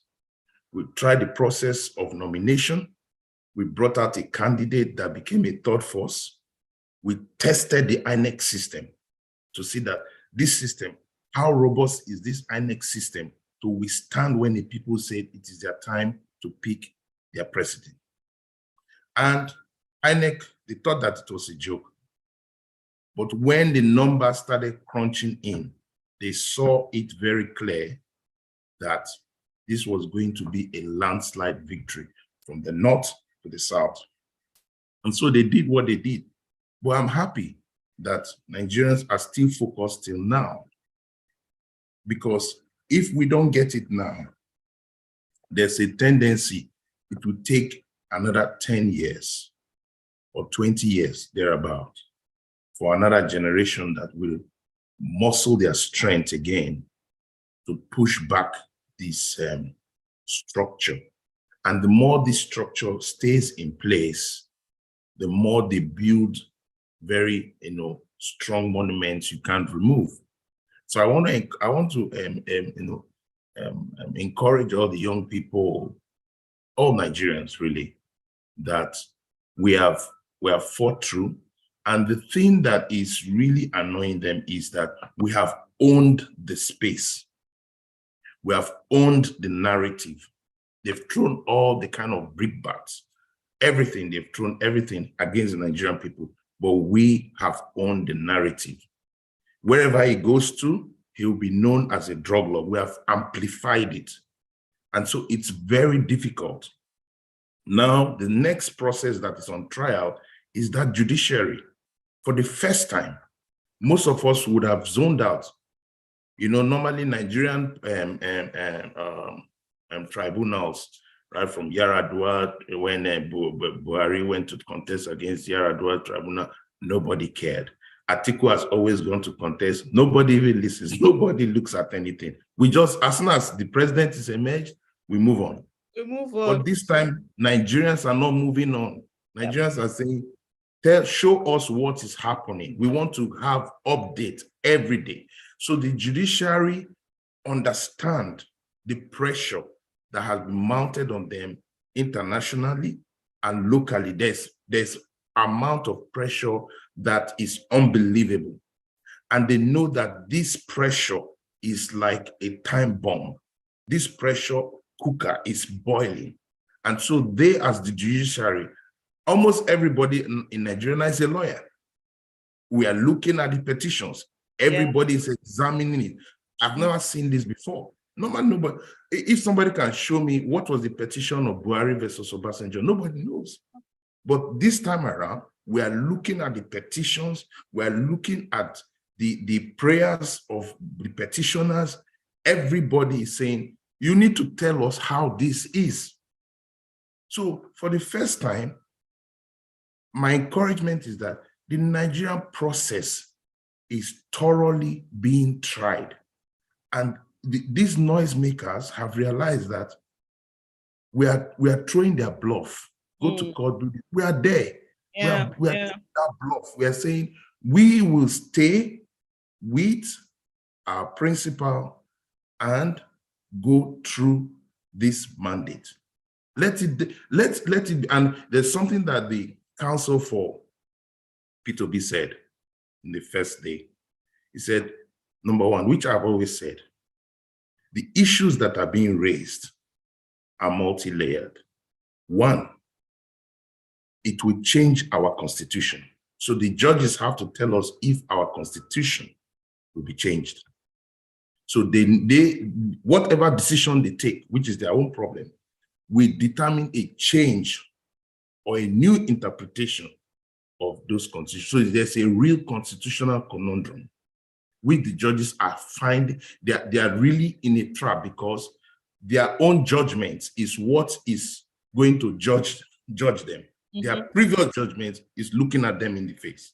So it's very difficult situation. You know, there is a bone that is very difficult to swallow. And that's why they have been creating a lot of diversionary tactics, creating parties, working with pseudo parties, creating confusion. But we are not phased about it. There's no distraction in this matter. We are focused. The Nigerian people are focused, both home and abroad. People want to know the details, and they must tell Nigerian details. So even if they go to France, go to the UK, have their mini meetings, because of course they are political gladiators and actors. They do all these kind of things. At the end of the day, he will come to that courtroom. No longer again will you take Nigerians for granted. You know, when people are complaining, why is he not coming? I don't know. Nigerians are very, we forget easily. You know, the APC presidential candidate, that's what I call him. That's his modus operandi. He doesn't interact with people. He's a very elusive figure. Tinubu is an elusive figure. He talks in very small parables. I mean, right from time. You can't see Tinubu give you many things. No. So if Nigerians are expecting somebody to come and talk to them, no, that's not the Tinubu style. And it will never be a Tinubu style. But Nigeria has moved on from that. We want a president that can be able to communicate to us, that he can feel our pain, he understands it. Not that he necessarily have to give us 100%, but he can feel exactly the pulse of a nation. So if people are expecting Tinubu to be sworn one Edara, it's not going to happen. So what is happening is that they are deflecting a lot of health issues. And he had serious health issues. The pictures are very clear. And if you have such health issues, it's like somebody that had to quickly come out of the hospital, come and see us and say, I'm here, but he still needs to go back so that he can have proper treatment. It happens to everybody. People fall sick. So I'm not going to use that against him. But to come and gaslight Nigerians, no, we have grown past that. Nigeria of today is not Nigeria of the MKO years. People have phones. There's information galore, and people are chasing this information, and we have it in our fingertips. So no longer will people be gaslighted. So for me, it's a terrible state that at the critical time when a presidential select is supposed to be in the government house, supposed to be in the defense quarters, zoning in, because this is, just imagine, few days. What are you coming to meet investors? I mean, it's so funny. You want to go and meet investors. Which investors? Investors are like bees. They go where the honey is. You create the honey, they come there and invest. It's not rocket science. They do these things as if it's one rocket science, and it's amazing. I remember once, you know, I was talking with one of these Nigerian guys that came for investments and all that from the government and all that. And I shocked them. I think those were the times we began to understand that we cannot stay silent again to these guys. Yeah. I said, listen, potential is nothing. Potential means nothing. Oh, Nigeria has potential for this, potential for oil and gas, potential for this. I say potential means nothing when it has not been mobilized, when you have not moved it from potential to kinetic, when you have not moved it from that, it's just empty noise. There are many nations in the world that don't have resources, but they have changed their nation. So let's forget this potential, this, we have this, we have this. No, if you create the enabling environment for business to thrive, investment will naturally flow. It's just, it works globally. So I think it's a shame that at this moment, the presidential select is not in the country. He only stayed for 1 week and people came to visit him. He got tired. Then he ran away. And then, of course, for his health issues. And then it's very risky for a country. Let's leave the fact that, okay, it's not his mandate, but he's the person that should be transited to. Such a person the risk around him becomes high. Let's take, for instance, Peter Obi is given a mandate now. 24 hours around him becomes very, very interesting. He needs to be in a place. He needs to now start honing down for transition. He needs to be in a nation, not flying and jutting about. He needs to be clear about what he's doing. But we see a president-elect out of the country going around because he works elusively. He just wants to come 2 days to 29th of May and play the drama in the court, see how they can extend things in the court. He gets to 29th, and then when he gets to 29th, things like perjury and all that, immunity immediately moves in. With immunity... No, he can't have immunity over, that's one thing. This is election tribunal. He can't have immunity on this. No, I'm not talking about I'm talking about, you know, the Labour Party never mentioned the perjury issues. In their no, petition. the perjury issue cannot come up again because it wasn't because it was not there. Yeah. So what I'm saying is that if anybody wanted to use that as a last minute card, his immunity precludes him from it immediately. And then the danger is he knows how to, or he has the ability to hijack state. He can hijack the instrument of state from the back end, which is putting pressure on the judiciary, putting all sorts of things on the judiciary, and begin to turn what he wants for himself. And that is the concern of a lot of people. This process is going to take the next 3 months, according to the law, the next 3 months. And that is basically saying we have to wait for the process to go through. But while we're waiting, there will be a president-elect in there that will be sworn in on the 29th. And then what happens to the instrument of state, the DSS, the EFCC, the judiciary, and all the powers and the modcoms that come with being president of Nigeria. So these are the situations that Nigerians are a bit concerned about, but we have to keep ramping the pressure. We have to ramp the pressure on the judiciary. We cannot let go of that pressure because that's the only thing that can put the judiciary on notice.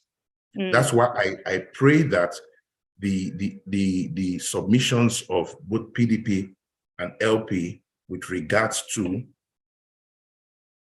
opening up the courtroom for Nigerians to visualize, because that's what helped us during the Okuta panel. Yeah. When things were opened up, everybody is seeing who is who. I remember the time also when, this was in the legislature, when President Obasanjo was trying to gun in for the third term. Things were opened up by Ken Namani. Namani opened it up because everybody will see what the senators are doing.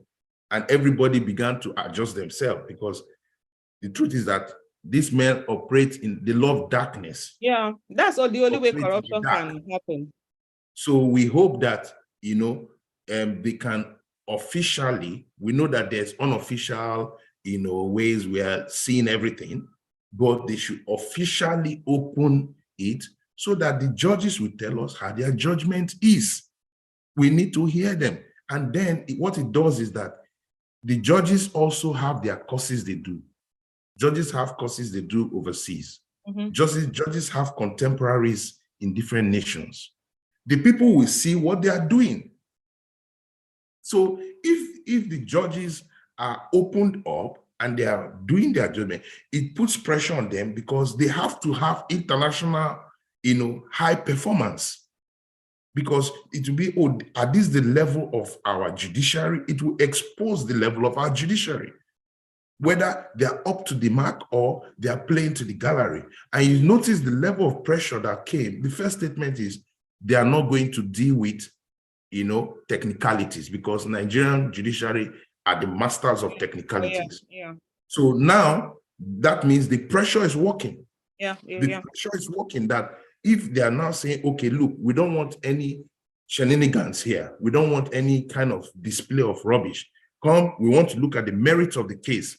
That is a first salvo that is giving us confidence, because the judiciary has to say, Nigerians need to be confident. And this is a cautious confidence, because what Mahmoud did with INEC and the beavers, I think that man needs to be jailed, because Nigerians believe that beavers.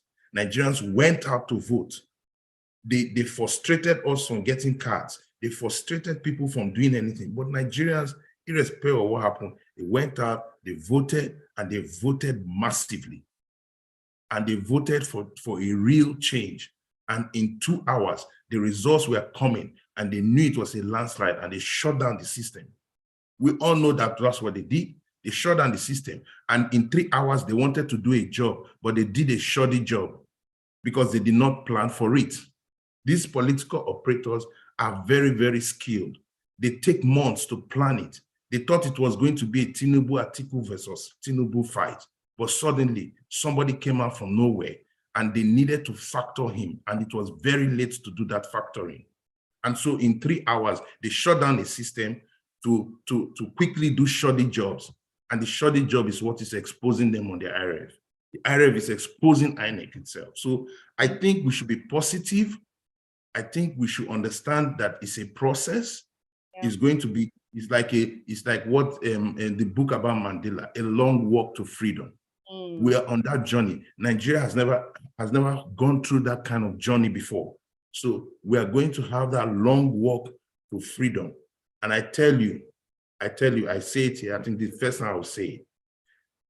Obi has always changed the trajectory of the Nigerian electoral process. He will change May 29th. May 29th will change. Because when they will give him his mandate, it will not be May 29th. Some things are hard to understand. But May 29th is not when his mandate is going to be given. He may be sworn in after May 29th. And that means he basically has changed May 29th. So I want to know that this man has come to affect different aspects of our national life. And I believe that he's going to begin the building process. So we should be hopeful. The pressure will continue. The speakings, Nigerians should be talking. They should talk on Twitter. They should talk everywhere and increase the pressure. And I think with that, we'll see victory in sight. Thank Because you there's so no doubt. much, Sydney. Thank you. You've said so much, and every word is just, you're just spitting it out, spitting out the facts and all of that. I'm going to come to Mr. Haruna Agoro in a bit. Also to say, please, Mr. Haruna, can you put on your video, please, so that I'll add you to this spotlight. On the things that you're saying, for example, one of the things with Mr. Peter Obi is the fact that he's someone who is very, how do I put it now? Beyond the fact that he's very tenacious, you saw that. He's someone who is a go-getter. He goes in to get the job done, and he's also very meticulous. In the terms of this whole court case and whatever, he didn't start planning for court case or when the election started, this thing. He had started way before then. And I knew, like, when we're looking at, okay, who are the lawyers that needed, there were a lot of suggestions from different people, different names. And it was like, on this issue of election petition, you know, it's a kind of specialized area of law. It's not every lawyer. You can be a son and all of that, but election matters. You don't really have the, he was like, oh, he had it on lockdown and everything. And when he brought out his lawyer is actually the one that is the Adele case lawyer that just got the recent victory.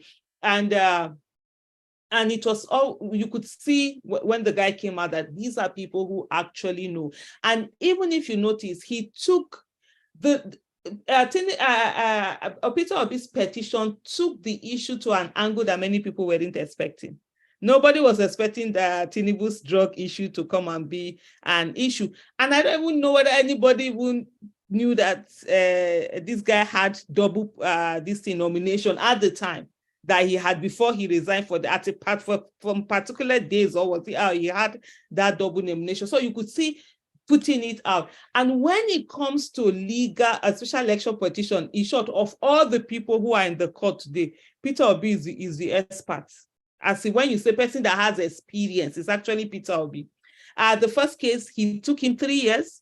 When he's talking about that, his court case, when he got his mandate back the first time, every day even his wife said, she was like tired, or like, how are you not tired? This thing with everything up. That he got there, he attended every court appearance, he will be there sitting down. The other ones that sometimes they will come with their entourage, they will be singing, dancing. He will just sit down in his corner with his lawyer. Sometimes nobody is following him, just he and his lawyers being there. And you see him there, he's there on that one. That's one thing. And what happened? He got that when he got his mandate back. When he was impeached, he's the one that went to court again to get the court, to get that his mandate given back to him. And then the issue of tenure, it was Peter Obi that also got the laws to be changed on the issue of tenure, how long, because when he came in 3 years after, and during the election, I think that election where he refused to participate in the election. It was like his tenure, he's supposed to serve for 4 years, because the thinking was that, oh, he will now finish up the remaining days that in Gige did not do, just like what you have in the legislative. I was like, no, you're supposed to be voted in for 4 years, and that 4 years he does. And from him, that's where you now started having different states when there's now, you now have to do your 4 years. So he's somebody who has really always been one who has been like a trailblazer, especially in the legal, this thing is in ensuring, putting the judiciary out there to make those rulings and putting them on the spot to do the needful. So he's someone who tests the law. And so where everybody is getting at, you say, no problem, sure, we are going to court. See, so like, don't worry, we'll go to court, and he's ready to take it. So people should have that confidence and not be too agitated. Don't feel that, oh, what happens? Let's focus on this issue and just overwhelm the judiciary with all the evidence you can have, so that they don't have any room to wiggle their way out, no technicality, no any other thing that is going on. Mr. Haruna, can you kindly unmute yourself? Yes. And also, please, if you can put your video on. I can't, because you muted it. You put it off. I've been trying to unmute it. Oh, so sorry. Yeah, try it now. I've asked you to, yes. So you had left the room. I just wanted privacy. So I just Okay, so Yeah. I have to be somewhere now, but it was great being with you. We're very optimistic. We're very confident. I think now we should be putting pressure and start talking about this thing about the May 29th must be postponed because people are they're in court and there's no need to waste time bringing in somebody only to remove the person because the evidence are very, very clear that even the mood of the nation, people should judge and know that looking at the mood of the nation, most Nigerians didn't vote for Tinubu, so he shouldn't be imposed on us by doing a trial run of a government that is not going to work. So we should push more for this, the postponement of the inauguration. If we can keep talking more so that the judiciary can do something about it or whatever will happen so that May 29th does not have to happen. That's been the part I've been looking at and just saying, if we can put more pressure, people talking, even me, I don't know. Aisha, maybe you need to guide me on this if you have any information.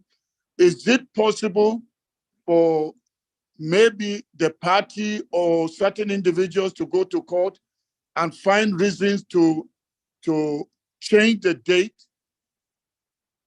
Is that possible?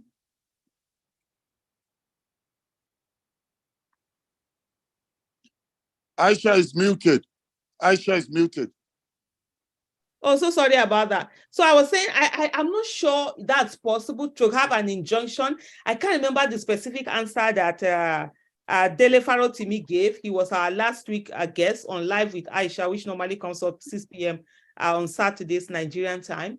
I think that wasn't to go. But then at the same time, what they said is that it is not a must that Tinubu has to be sworn in on May 29th. It's not as if it's sacrosanct that he has to be sworn in. The court can say that, okay, this election, it does not meet this, whatever, and then the swearing in can be stalled. But I think who takes on whether there's an extension of this government or is it as Senate president, I'm not too sure about that. But what I do know is that it's not a must that he has to be sworn in. It's not sacrosanct.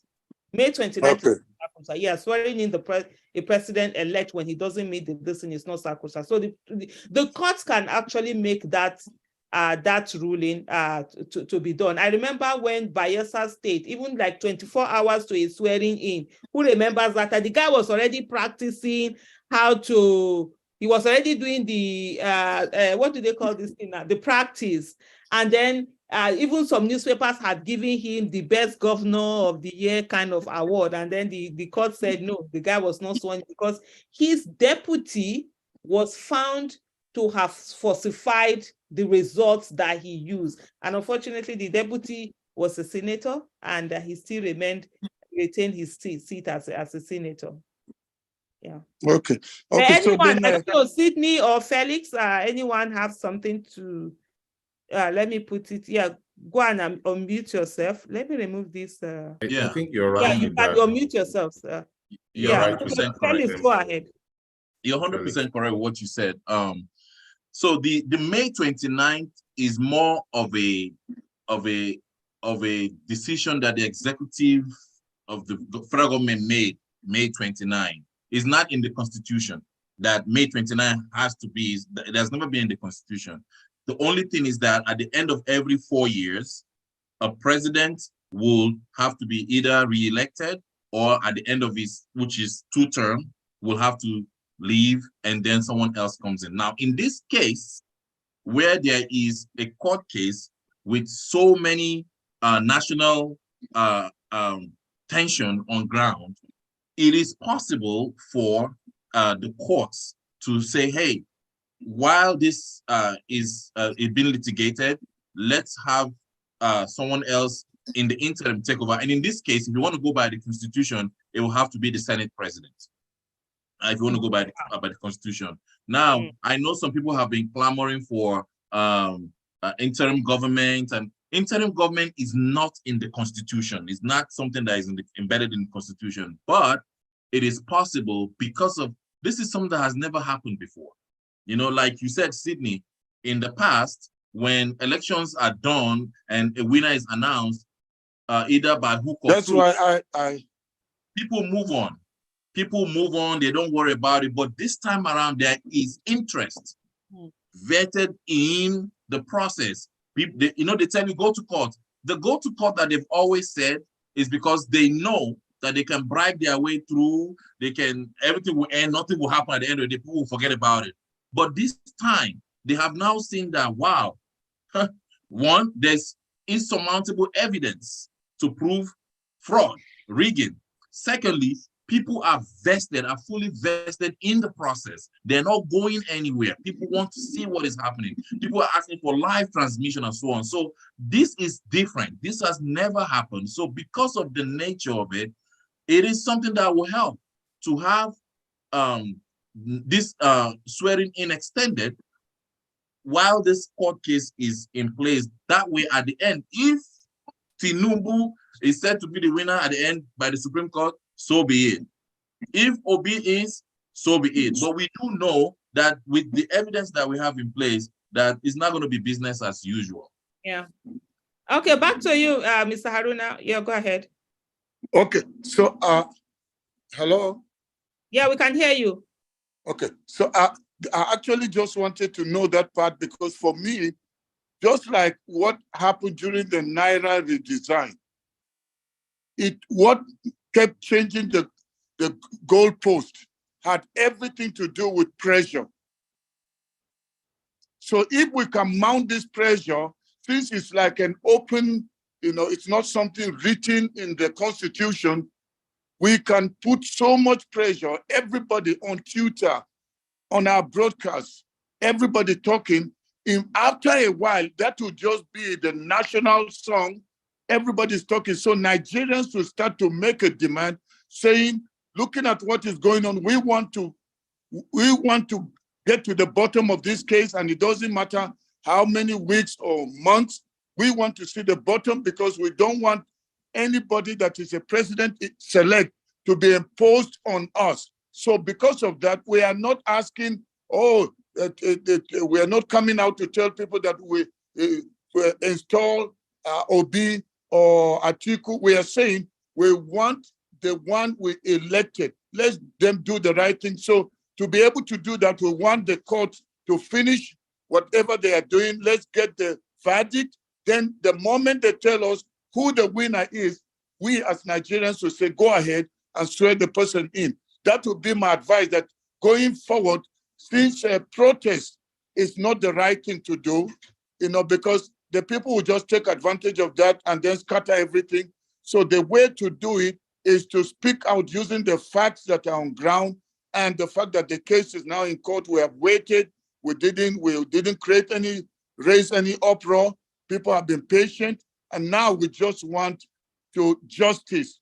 And for justice to reign, we want room to be given to the justice, and somebody else can hold up, almost like a placeholder, but they call it interim. So in that case, Nigeria won't collapse just because we have 3 months to wait. Nigeria may possibly collapse if they prematurely force anybody against the wish of the people. They are just quiet waiting for this case. But I'm telling you, if they do the wrong thing, wrong move, no Peter Obi, because the thing is beyond Peter Obi, people will now decide to take their nation back, and it will be too much for them.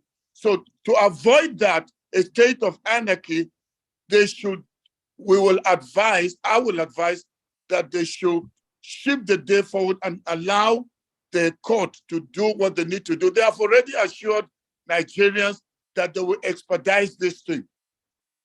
There's already a commitment from them, and even the lawyers have said they will cooperate to ensure that everything goes, is sped up, to ensure that, because the case is very obvious, Aisha and everybody, on this Zoom call. It's not a complicated case.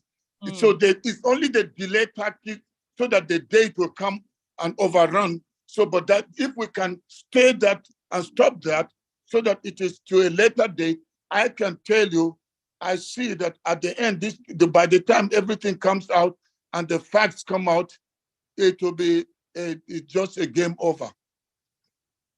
Thank you so much. Just to read a comment here from Uche on YouTube, he said, we should institute the doctrine of necessity in the case of May 29.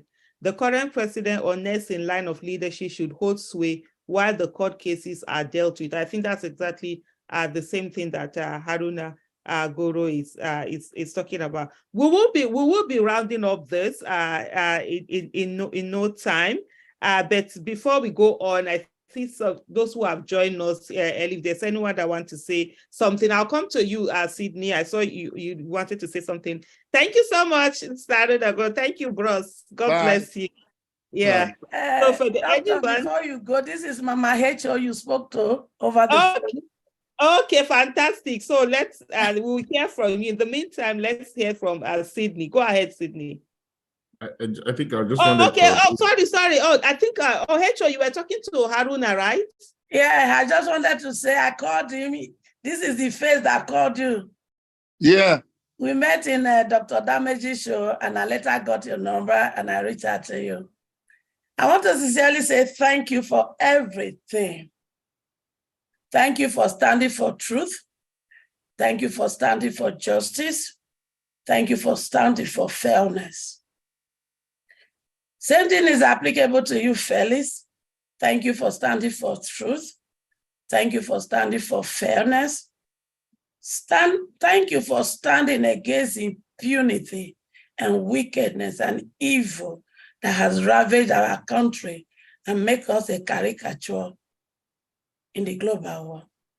Sydney, I used to see you on TVC. I guess I'm right.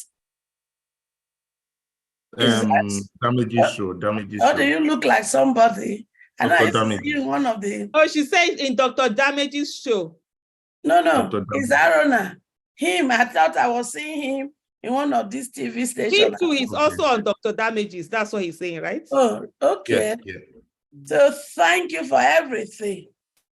For standing for justice, for standing for fairness, and standing against wickedness, impunity of the highest order that has turned our nation to caricature. Like I said before the election, I sent them a message in AY show. I beg the INEC man, this is not business as usual. Do not touch this mandate. They refuse. Sorry, H.O. Sorry, just can I be allowed to exit? Sorry, yeah, absolutely. Thank you so much for joining us today. God bless you. Thank you, everyone. Bless you. We will be rounding up. We just take a few this thing from her, and then we get back to Sydney, and that was it. That will be it for today. I told them not to tamper with this mandate, and I let them know this is not business as usual. Because the destiny of my children, when you hear the word my children, they are the younger generation. I told them you stole their destiny, you gave them hopelessness, you gave them poverty and lack. And because they want to survive, they engage themselves in criminality to survive. And the only way for us to stop them from doing the criminality is to give them a good governance. They choose a candidate for themselves. They work so hard for it. And one person that is quartered to the grave ganged up and decided to take that. And you think Papa God will just let it go? And to even think that some blood of some people who are supposed to be alive today with me and you went the drain just because they want to exercise their rights to vote. And I think the blood will just go and sleep and not ask for vengeance. They will have come to ask for vengeance. And vengeance will they get? In as much as I'm concerned, There are two sets of sons representing us in the judiciary right now. The one led by Kiamu, I call them Senior Association of Non-Entity. That is what their son represents. Because if it doesn't represent that, how dare they? How dare they that we have smart, intelligent children, hardworking, that have resilient personality, that should put our name as a nation in the global world. We now reduce that to Yahoo Yahoo. We reduce that. Do you know what it takes to become a Yahoo Yahoo?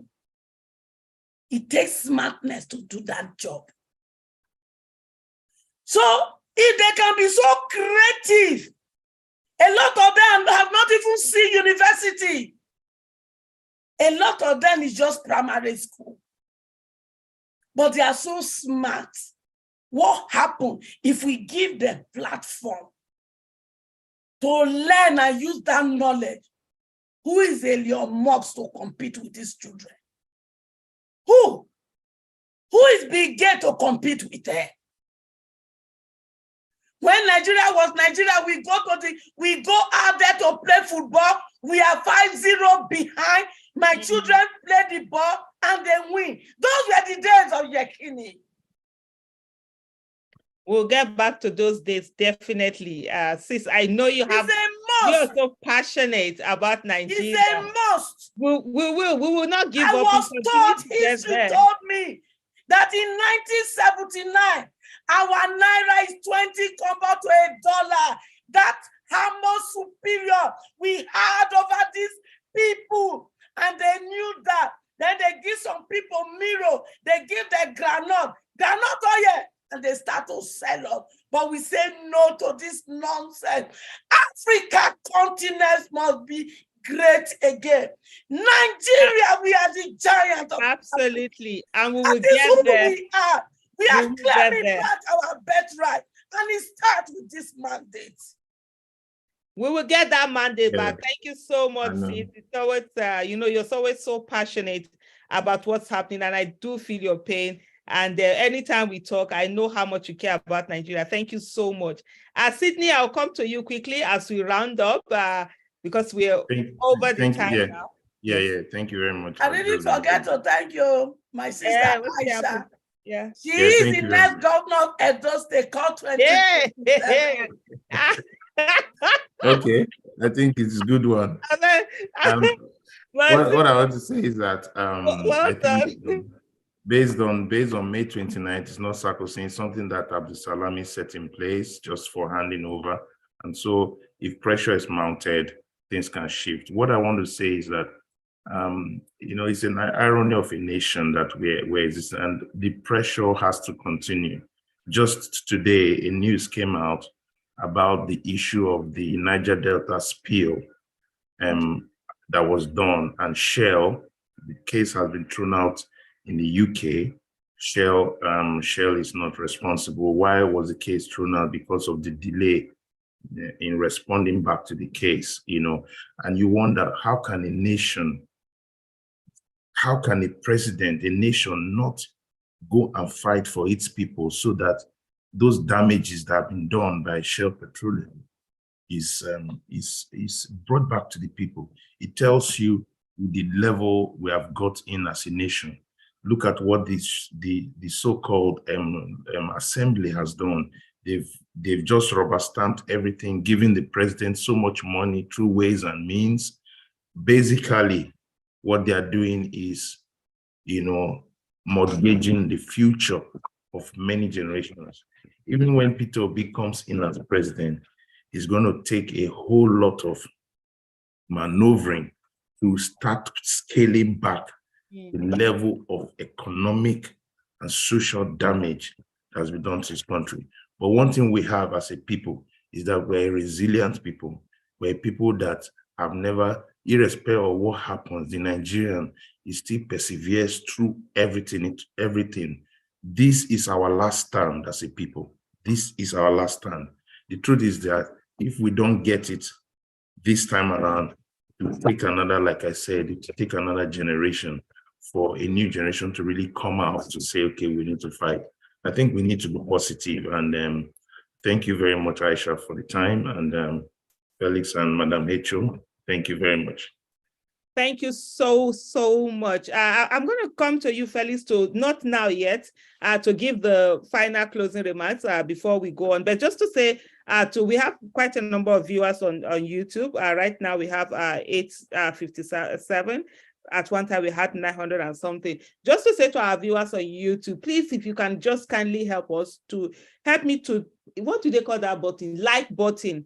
Could you just click on the like button? Because what it does is that it's able to bring it to a lot of people's attention, and they're able to watch that, because there's so many messages that have been shared here. This is my first time I'm even asking anyone to click on any like button, but I just feel on this one, because there's so many messages that people need to hear, and which have been spoken by so many other people in terms of having that hope on, in terms of going on. So it's quite important for others to be able to also share. You can also screenshot it if you're using Apple or anyhow, just screenshot it, put it on your pages, just share the messages. Let's get the messages to a whole lot of people. That would so help. And it's really saddening hearing what Sydney had to say just now on the issue of the ruling in UK, because a landmark ruling was gotten when I think it was in UK, when it was judged that there is a duty of care on Shell and all that, because that's the main thing. Because the first thing you need to establish is that there's a duty of care. And so where there's a duty of care, then it's mandatory that Shell itself is the one that needs to do everything to protect the people. Because if you have a situation whereby there is no duty of care, and so there's nothing of you. So just explain, and this is me, Famzi now. So just explain a little bit to somebody that if for example, I'm walking down a road and I see someone drowning, maybe I see a child drowning, and I decide to just sit in front of that place and refuse to help that person, there's no duty of care on me. And so no, the law is not going to prosecute me. But if that child is my child, and I sat down and I saw the child drowning and I just watched the child drown, there is a duty of care on me because I'm the parent to that child, and so the law will prosecute me. So I remember I was so excited when that was established. For us to actually throw this away, it just says what we are as a nation and how much we really don't care. And one of the things we also, all of us have to be very mindful is that as soon as Peter Obi gets into office, by the grace of God, every one of us, we must become active citizens. If he says A, we must check that the A is it capital letter A or small letter A? I say a lot of people feel like, oh, the moment somebody gets into office and you have to close mark the person. You have to be there checking. And one of the things I would tell you so much about Mr. Peter Obi, and which is something when he did the is it that TV, what do they call it, Mbelebe something, when it was like, oh, that's how I'm always working with Aisha. I want to hear the bad news. I want she'll be on my this thing. He loves to hear from critics. He loves it. And people always say to me when we're saying, why are you always right? I say, because immediately he finished any program or whatever, I'm sending him what was the feedback on the program, what he did right, what he didn't do very well, what he needs to improve upon. And it's someone that likes that. And it's not just with me alone, everyone. He's calling you to say, don't tell me, so we tell you, don't tell me about what people are saying that what is it they are saying that I'm not doing well? How do I improve on that? And so that's the kind of leader we are looking for, who will constantly continue to improve himself, who cares and who will want to do the needful for Nigeria. At this moment, I'm calling on Felix to give us the closing remark. As soon as Felix is done, we'll be going over. For those of you on YouTube, please don't forget, click on the like button. Thank you so much. I just have a question for Sydney. Is it possible to appeal that decision? What do we need to do? Do we just let go, or what do we need to do? Yeah, the thing was that the time duration had elapsed for them to do that. So you see, then you begin to wonder, where was the federal government? Where was the Ministry of Foreign Affairs? So it's sad that the local people are suffering because of incompetence of a government. So sometimes some things are like that. You are just lost out, because you're dealing with a big corporation. So it tells you how our mindset is so warped that a country cannot say, we're going to fight for this because it's not about us, but it's about the local communities the riverine areas that have been in Ogoni land and all those places that have been impoverished. So it tells us that that is why we are fighting. That's why we're saying not again. The government has to change. So can a civil organization retake it up? I don't know more. Well, that's why it's the time. But let's find out. We can find out that offline. Okay, now I was just gonna chip in something before Farah.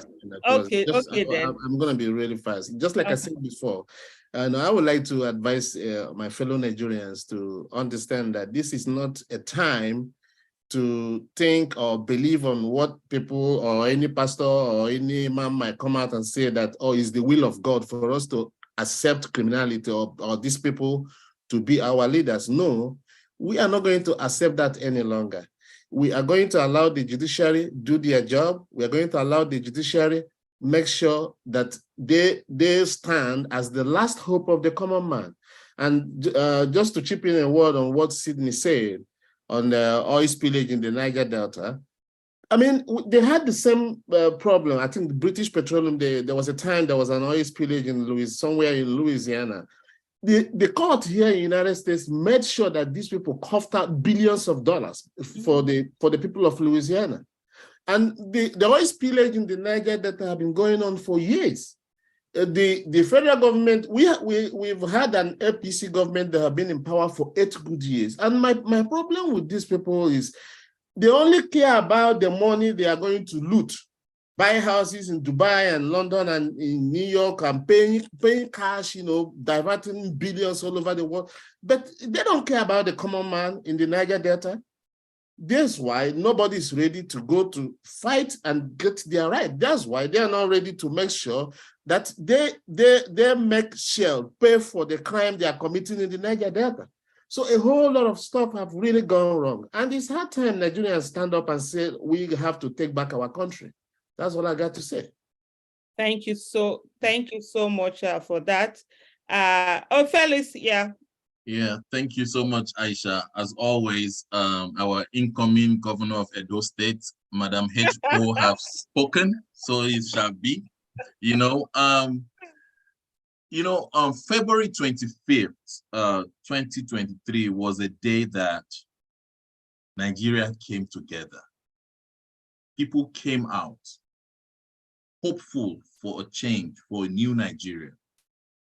They believed in the system or the process that was preached to us by INEC.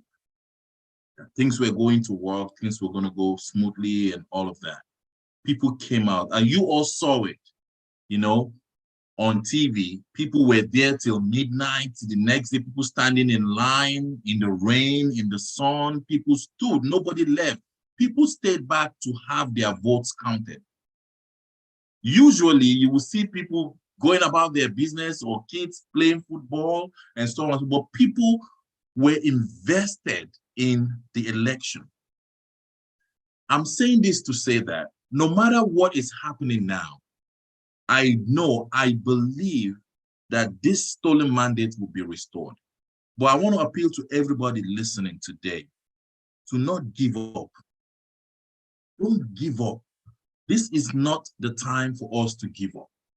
Like we said earlier, this is a process. It is easier to destroy than to build. We cannot give up. We have to continue to be consistent. Stay consistent. Keep the pressure on. They never ever experienced what we're doing to them now. So they know that things are shifting. We cannot afford to allow them to make us fight each other. This is not about Yoruba, Igbo, Hausa, Edo. It's not about that. It's about Nigeria. We said earlier, I told you, Peter Obi always says it. There's no place that Yoruba buys cheap bread than the Igbo man. And so these are the weapons that they've used in the past: poverty, tribalism, religion, to make us fight against each other, to make them overcome us. We cannot allow. I see on Twitter, I see on Instagram, people fighting each other, Yorubas fighting Igbo, and so on. It's not about that. These people are in their air-conditioned car, their air-conditioned home, their kids are in abroad, they go to hospitals in abroad. We cannot be in Nigeria fighting each other. Let's come together, guys. Let's stay the course. Let's stay consistent and keep the pressure on. I can guarantee you that change is coming to Nigeria. Nigeria is going to get better. Nothing good comes easy. Let's keep the pressure on, and I know that things are going to happen for good as we move on. Thank you all, and God bless you all. Aisha, thank you so much. Thank you so much. God bless you all. Bye-bye, everyone. Nigeria must work in our lifetime. Yes, it must. Giving up is not an option. Thank you, everyone. Madam Hecho, hello. All right.